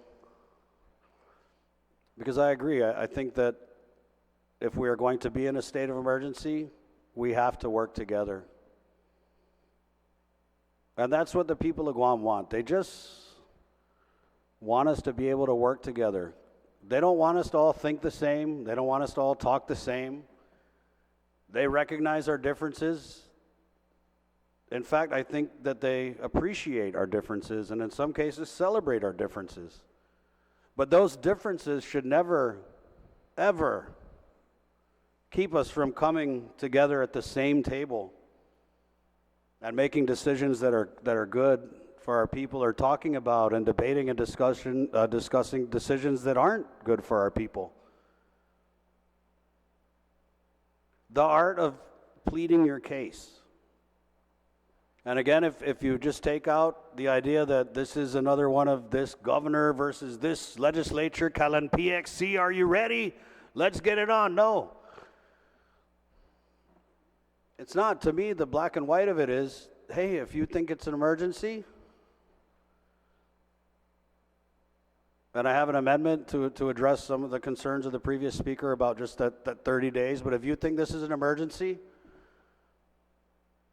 then come and not convince us, but talk to us. There's so many situations that could have been avoided if we just talked about it. And I think this bill does a lot to get past that unwillingness that we all know is there, this unwillingness to put our differences aside. I think this bill addresses the willingness that too many of our elected leaders have to dig their heels or their dory into the sand and not budge.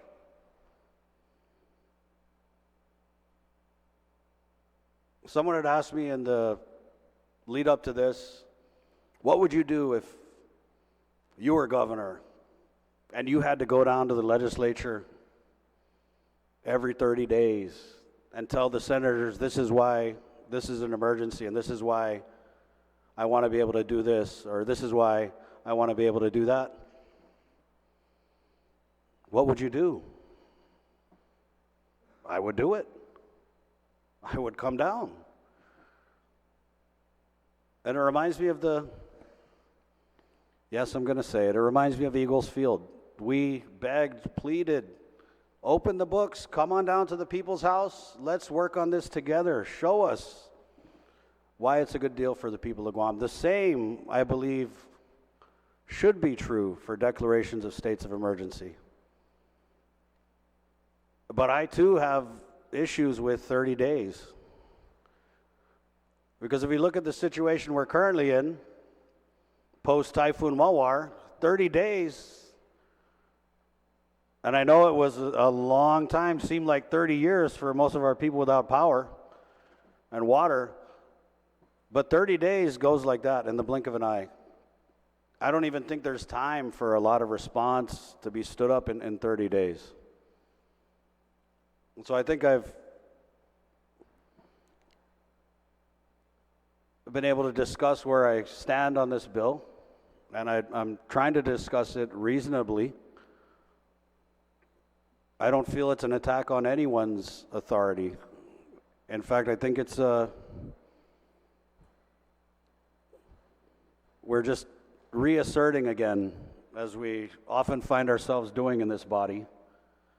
It's a reassertion of our rightful role as a separate and co-equal branch of government. And I have an amendment also. And so my amendment is basically changing the 30-day requirement that the governor come down to the legislature and plead their case. I would like to amend that to 60 days. I feel like that's a good compromise. And it's already in the drive. Thank you. So I'd ask my colleagues to please support that amendment. Like I said, I feel like it's a good compromise. I had initially wanted to go for 90 days. Yeah, and I know that's something that had been discussed before, but I'm just throw it out there, 60. Let's go for 60. Do I hear 60? No. All right. Thank you, madam. On the motion, there is an amendment. I will address Senator Chris Duenas on the amendment as proffered by Senator Barnett. Please proceed. Situs Masi, Madam Speaker, and already heard an objection in the gallery, so pretty exciting day today. I support the amendment. As a matter of fact, a colleague who actually sat in that same chair of our Senator Nelson made the same amendment on Bill 1136, and it was reasonable. And the good senator mentioned that the reason behind the amendment was because of her service in the military and as a guards person. It's called a battle rhythm. You establish a battle rhythm when you get into the heat of the battle, and that gives you a little time to get set up. It makes sense, Madam Chair. I just wanted to address two things that I think are important, and I'm glad for the mover of the amendment and his dialogue on the bill. It is true. This is absolutely not about our current governor. It is about the position of the governor. I just know that I had an impassioned speech on the bill because those are the realities that I felt and the realities that many people expressed to us. And without saying that, then I can see how I can be called lazy and it's unnecessary. But we tried, and it only took a day and a half, Madam Speaker, for this primarily civil defense, because that's who we're dealing with here. We don't need directors from every single agency to come down here. That's why we have a civil defense. That's why JICWA stood up for almost 3 years, Madam Chair. That's the job. Our job is to get the answers. The job is to have these agencies, particularly these 100% federal funded agencies that are charged with emergency response, to do it. But it is in context with what the good mover of this amendment is saying. Get your battle rhythm, let everything settle down, and I agree also on the issue of how much we deal with the unknown. That's absolutely true too. But this bill doesn't challenge science. This bill does not terminate. It says, unless not renewed. That's a big difference between termination. Automatic termination, just like our insurance policy. I just renewed my car insurance the other day. Good thing I remembered, because it's only a couple of weeks and I don't want to get pinched. But that terminates unless I go in there and say, hey, how we doing? We got the same deal this year, or can I save a little money? And extend another year my insurance on my vehicle and my home. So that's what we're talking about here. So important, because words matter and what legislation calls for matters. But I am completely in support of the bill. And we'll just make one more point, Madam Speaker. Yes, Moar. What did we do in Moar? Came in here really quick, passed a bill, giving the governor the ability to use $50 million to respond to any and all of these issues associated with Moar. We were here for a couple hours. Done. We're not asking to come in here and build Rome when we're trying to discuss a public health emergency, but we're asking for the reasonableness, particularly down the line as these things go forward. Always important to realize what the bill does. And I'm glad the mover of this amendment, had that level-head in discussing this, that this is not about, let's get ready to rumble. It's about let's get ready to do the work. And that, in my opinion, is the absolute opposite of laziness. Thank you, Madam Chair. Thank you, Senator Duenas. On the Barnett Amendment, anyone wishing to speak? Speaker Charisse and then Senator Fisher. Thank you. I support the amendment. It changes the legislature's concurrence with an emergency from after 30 days to after 60 days. Today's July 24th, Typhoon Mawar struck Guam May 24th, approximately 60 days. And I think that is a good amount of time to come in and really decide whether we should still be under an emergency. And I just want to remind everyone that the reason why that's important is not just because of certain authorities the governor might have, but the entire government is able to operate under emergency orders sometimes for procurement. And I think those were some of the things that were questioned during the last emergency. And those are the things that I think we should just be very clear. And I'm going to speak on the bill itself, but as to the 60 days, I find that very reasonable. I think we want our governor to be able to respond very quickly and thoroughly and wipe out any threat that we can control, and to protect the people of Guam. But I do believe that the legislature should be involved, and so 60 days is actually pushing the outer edge for me, but I would support that amendment. Thank you. You're very welcome, Speaker Terlahi. Senator Fisher, I will recognize you for the amendment as proffered by Senator Barnett. Please proceed. Thank you very much, ma'am. I guess I can live with 60 days. I would prefer 30, but if 60 will get this thing across the finish line, then I'm going to support it. 30 to 60 is not that small a leap. I have to kind of share a personal anecdote. In my former life, I had a law firm, and we represented individuals who were incarcerated in various hotels downtown for 15 days pursuant to the governor's declaration of emergency, which was no small thing. And we went to court on many cases, successful on some and not so successful on others, to get these people out. You have to remember that functionally the writ of habeas corpus was suspended as to these individuals. It's called the Great Writ.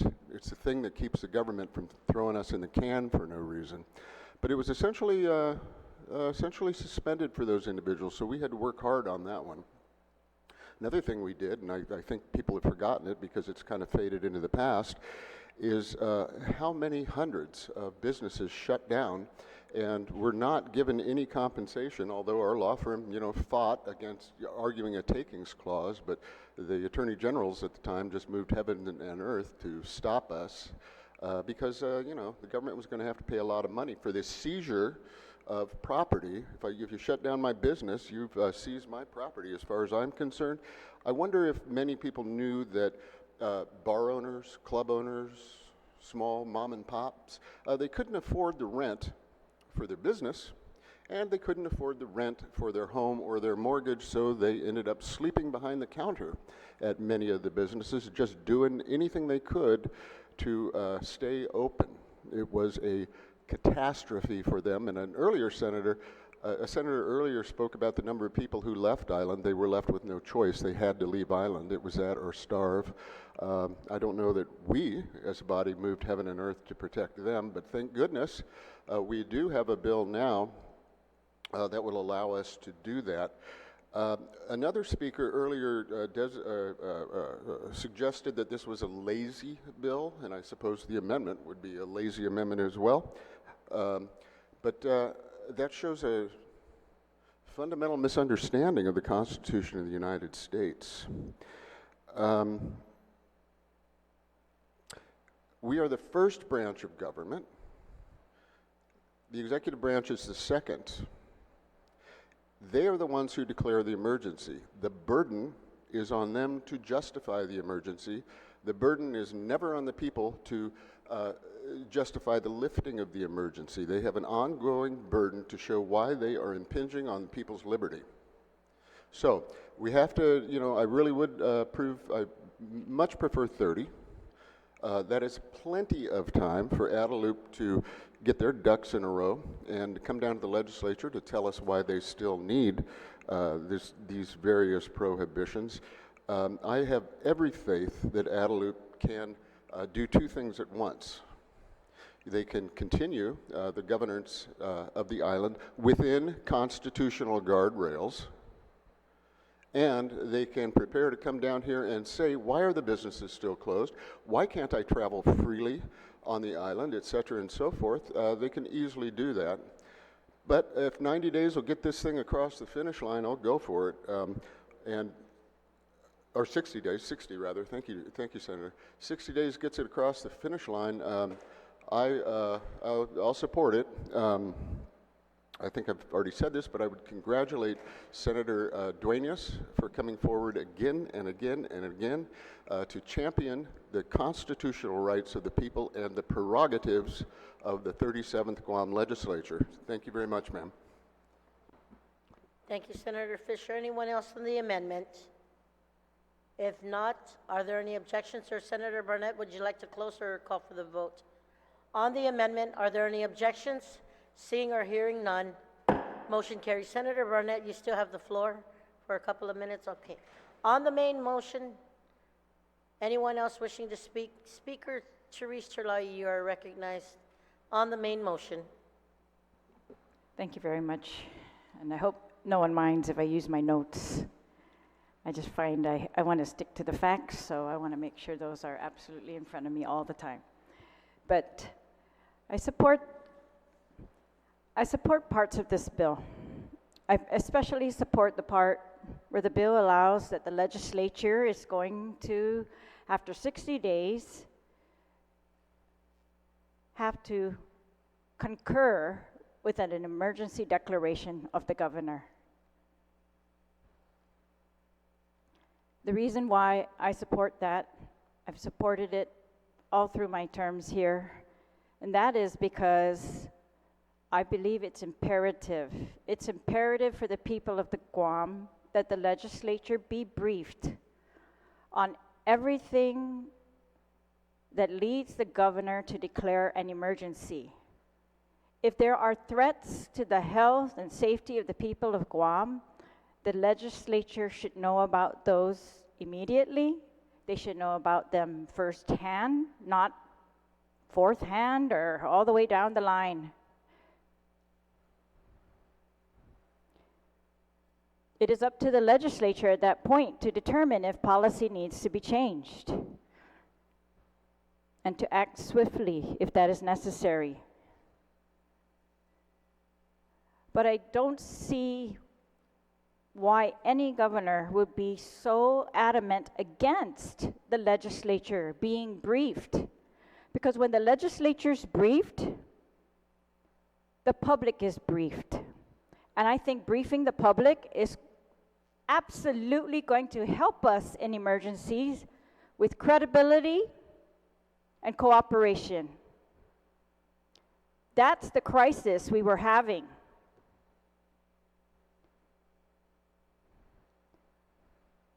If there are medical personnel that the governor's relying on, why shouldn't we hear from those same medical personnel?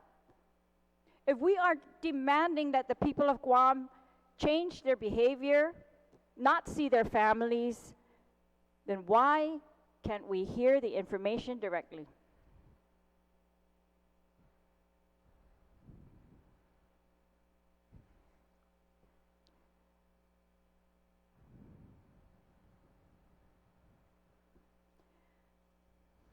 So I very much support that legislative concurrence will take place 60 days after declaration of an emergency. This is a public health emergency by the governor, by the way, that this applies to. I also agree with the bill that it states the rights of individuals during emergencies and at all times.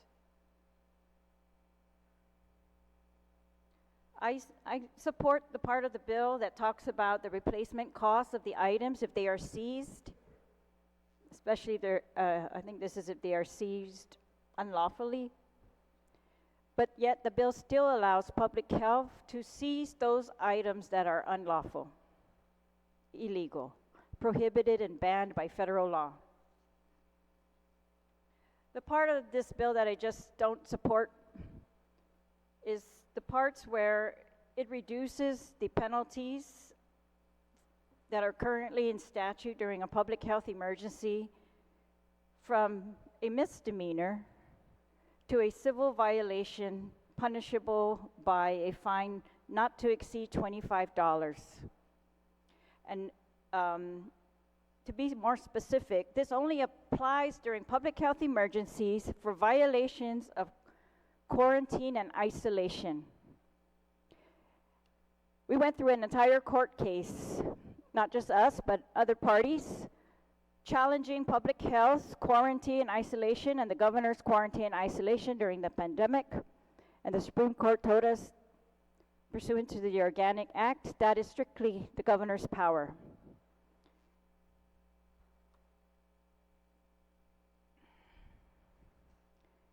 My issue is the $25 penalty for violation of quarantine.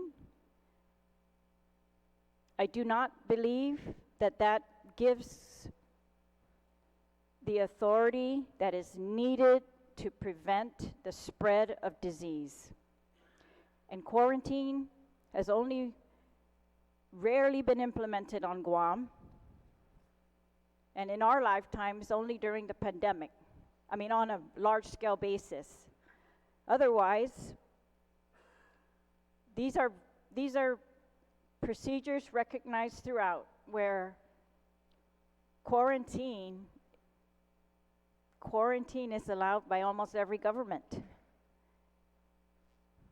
And it has to be enforced.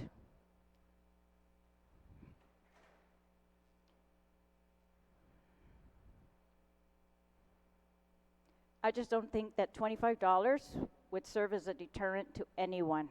Especially we know how desperate we all were to go out and do things, to get together with each other, tourists to come in without being quarantined at a time when every country was facing mass deaths.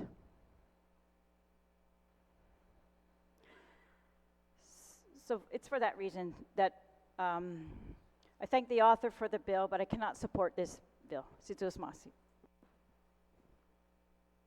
Very welcome, Speaker Chirlai. Anybody else on the main motion? If not, Senator Frank Blas on the main motion.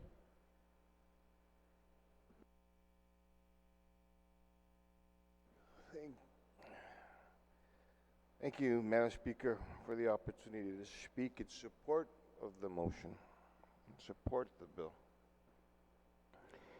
You know, I sat and I listened to the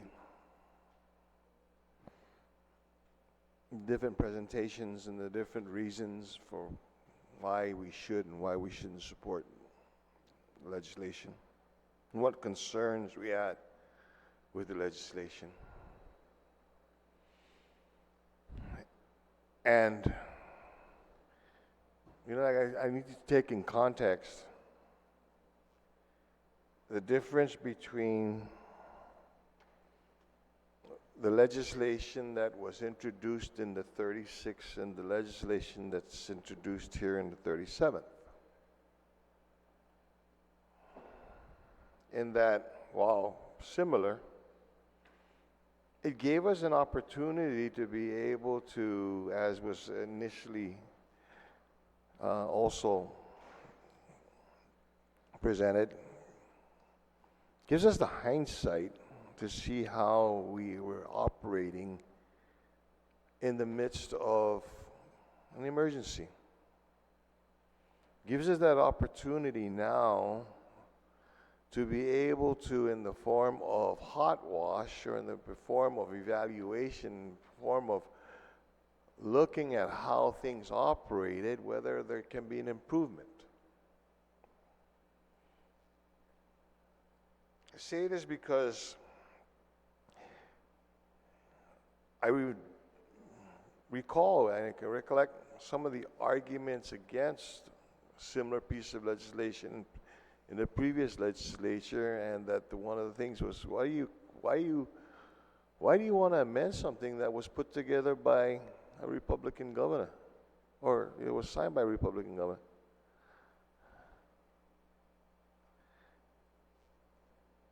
And I can say it this way.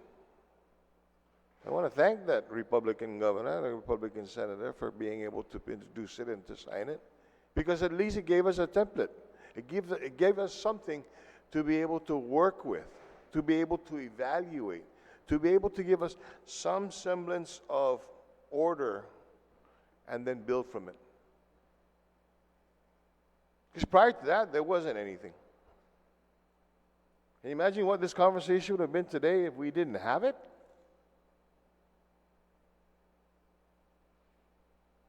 And it's because we had it, we had a rudimentary and Yeah, very basic response or plan to for response.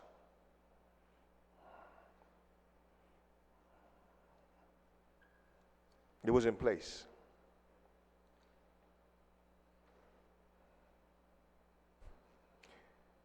I bring this up because, you know, I remember one of the things, and as far as when we got into the state of emergency, one of the reasons why we're in state of emergency is because they're claiming this says we had no plan.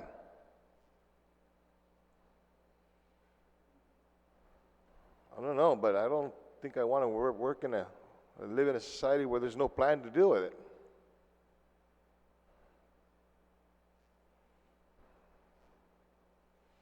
So as a result of what we've had to endure, what we've went through, we found some, for lack of a better term, flaws in the plan, and we're here today to be able to fix it.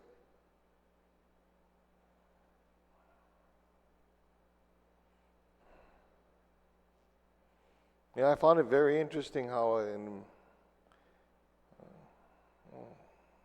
it was presented on the floor that this is a lazy piece of legislation. No. This is legislation that helps us to work better. It helps to affirm what our role is as a legislature in a democratic society, in a democratic community, is responsible for doing. There's nothing lazy about that. That's doing our job. And in doing our job,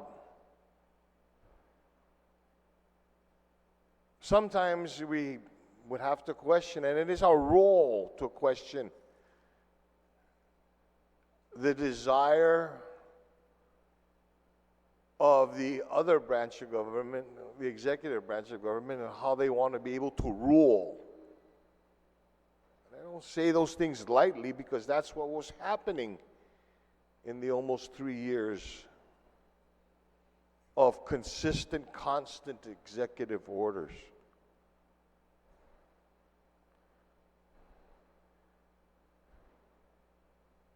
We began to wonder whether or not we lived in a democracy, because then, in a democracy where over the time that there was executive order after executive order, when was there a time that it gave the people that were being governed, that were supposed to have been being protected by, when did we give them the opportunity to speak their concerns or to give their ideas? That's our role. And if legislation to be able to ensure, to affirm what our role is in this system, in this democratic form of government, is lazy,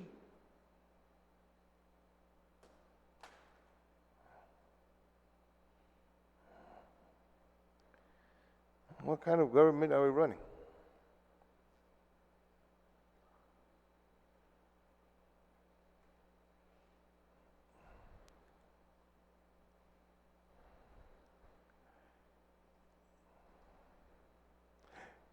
And it's lazy, and it's also very interesting to say that, you know, this wasn't a second attempt or a third attempt to be able to rein in the powers of the governor. When you weren't in the halls and you didn't understand what was happening here when it was first introduced, or similar legislation was introduced in the last legislature. It had nothing to do with laziness, at least on our part.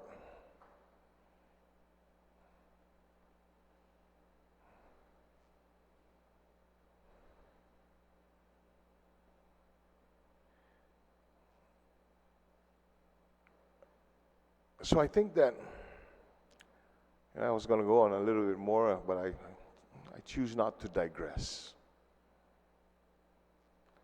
and I choose to move forward.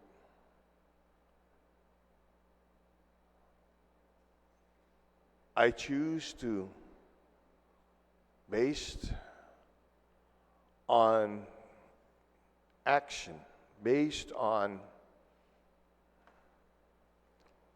what has been an experience, based on what our responsibility is, I choose to vote in the affirmative for this bill.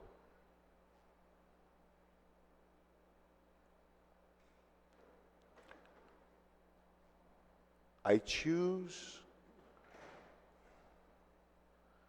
not to be lazy and lackadaisical with my responsibility.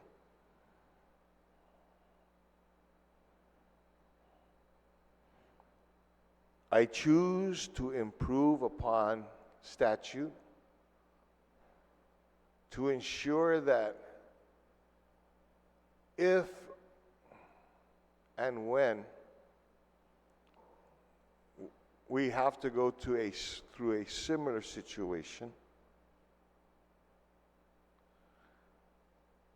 that the roles and the responsibilities of the branches of government that rule this community, that govern this community, I want to say from rule it, because we have to we govern it, we don't rule it, but so that we choose to avoid being ruled again,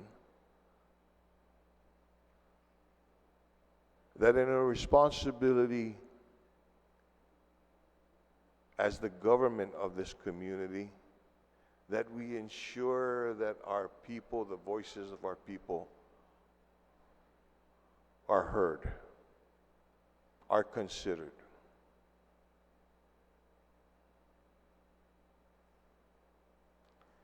And that it's not, as was also stated by one of our colleagues, it wasn't a matter of questioning what was in the mind of one person.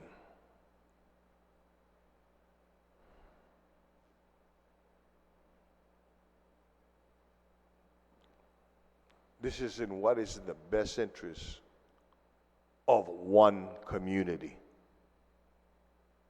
So I ask my colleagues, please, consider this action, consider the vote. Consider what our duties are, our role is in this government. And vote yes on Bill 7. Thank you very much, Madam Chair. Thank you, Senator. On the bill, Senator Lujan, you are recognized. Thank you, Madam Speaker. Madam Speaker, I too rise in full support of Bill 737. Sounds like we're getting ready to take off. I rise in full support, and Madam Speaker, I think what we've learned over the past, going 3 years now, because we went right from the pandemic to, recovering from pandemic to recovering from the typhoon. But I think what we've learned over the course of this pandemic, not only in our local government, but national government, is that there is an immense need for collaboration between branches. I can understand at the onset of the pandemic, no one alive on this face of the earth basically had faced it before. And there was a question and an unknown as to how to deal with such. So the world closed down. So I can understand that in the onset. But as months rolled by,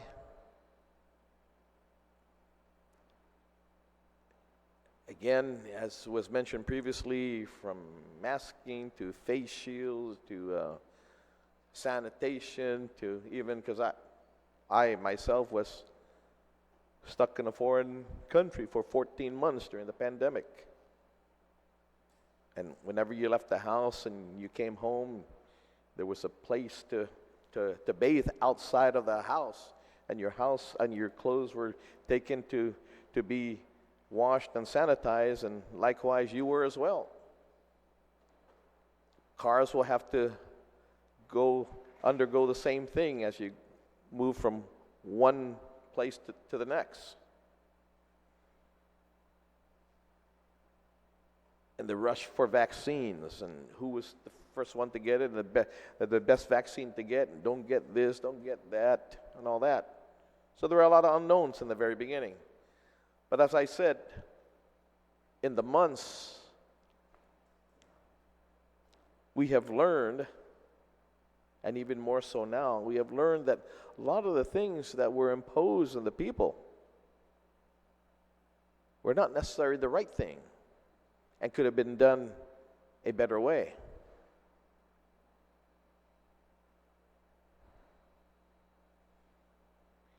You know, it was said that earlier, of course, that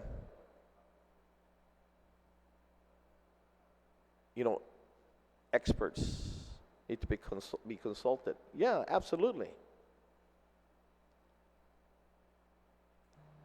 But experts don't just occur or exist in one branch of government. And I think collaboration is what's needed in the expertise in all branches. Because what we have learned that one branch of government shut down the whole government. And not just the whole government, but the whole island, and all of our daily lives were put to a halt. It stopped. Everything stopped. But what did not occur in deciding to stop is, how do we restart?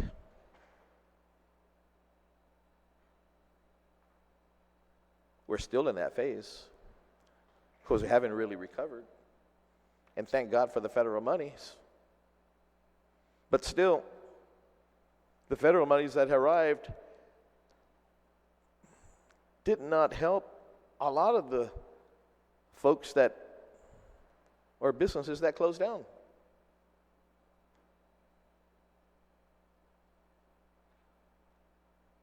So this bill, 737, calls for collaboration. I too much prefer a 30-day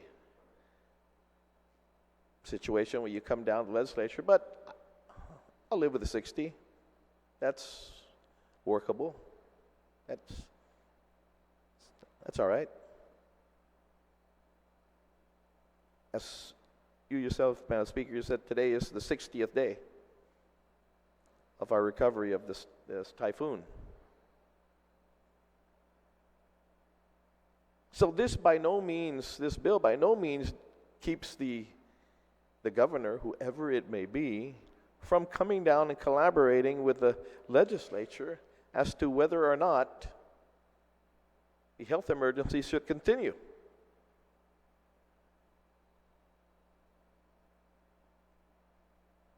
And after 60 days, both entities, maybe even the third branch of government, because we would have gotten their point of view as well, because they were shut down, as to moving forward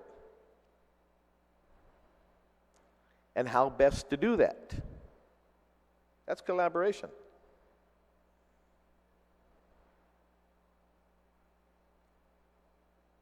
You know, it was said earlier too that this bill is for lazy politicians. You know how ironic, because this branch of government is the closest to the people. It's the most responsive to the public's needs and opinions. And because of that,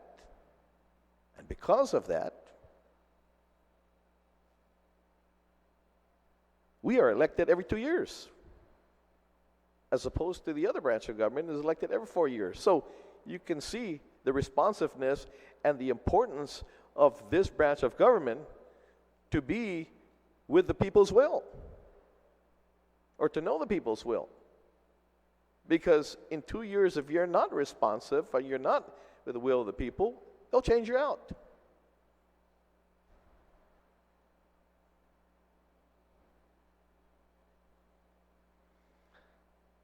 So again, Madam Speaker, I ask my colleagues to support this bill because it's not, again, it's not about a particular governor. I mean, like I said, I just pointed out that not only in our local government, but our national government as well. There are a lot of things that we've learned. There are a lot of things that were imposed that now have been challenged and said we shouldn't have gone down that road. I mean, a good example, Madam Speaker, right now is we are debating the situation of school openings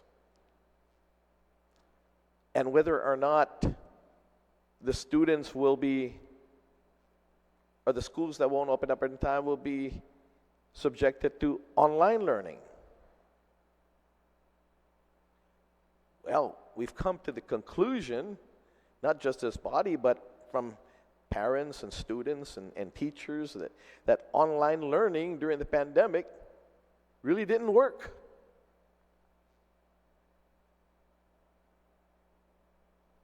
We got that from what we've learned through the pandemic. We've learned that. So that is why, in preparation of the opening of schools, we are very resistant to, or hesitant to impose the online learning because of that fact of what we've learned, of what our students went through.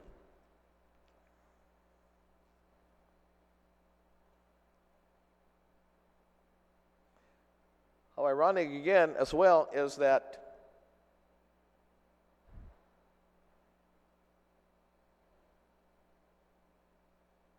in the proclamation of the state of public health emergency, all branches of government was shut down. 3 branches of government were shut down. And it lingered and lingered and lingered. But again, we're asking, hey, can you proclaim a state of emergency for the Department of Education? Oh, I have no authority over that. Really? It's in the executive branch. But yet, your powers can shut down all 3 branches. How ironic. But I digress. So again, I applaud the author for the introduction of this bill, and I know, again, in the previous legislature that there was an attempt to pass the same bill. It got enough votes, I think, to pass, and then I think it was vetoed and could not be overridden. So I ask my colleagues again to please reconsider, or for the folks that were here this last or previous legislature, and my colleagues now, it's because we've learned through the pandemic. We've learned how to move forward in our efforts in handling situations such as this. And we've also learned that it's incumbent upon the administration, whoever they may be, to come to the people's house. The house that is more responsive to the people.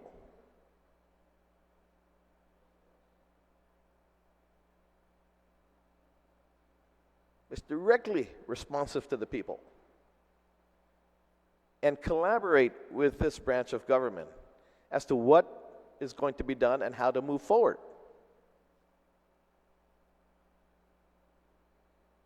When there's collaboration and the effort made to collaborate, we will come to a result and to a resolve.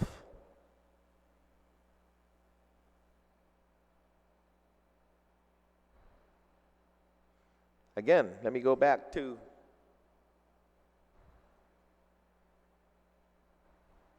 Polly Forbes on Friday. No branch of government, no one person has the monopoly on ideas. And it's good to get into a heated and hefty debate, but not to hate, but to get along and remember who you're doing this for. This bill is not against an administration or a governor. This bill is pro-people.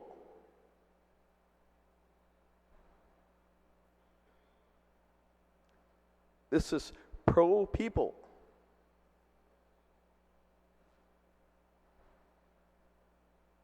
It doesn't leave anybody out. It doesn't target one person. This is coming together. This is what democracy is about. This is what our government is about. To leave this body out of the equation is to leave the people's voices out completely.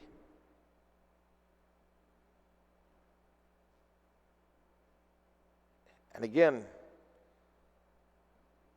this branch of government is the one that's most responsive to the will of the people of Guam. And that is why we have 2-year terms.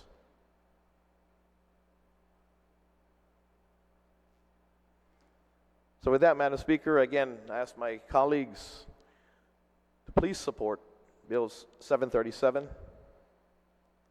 Give your vote of approval, and I also ask the author of the bill if I can be a second co-sponsor.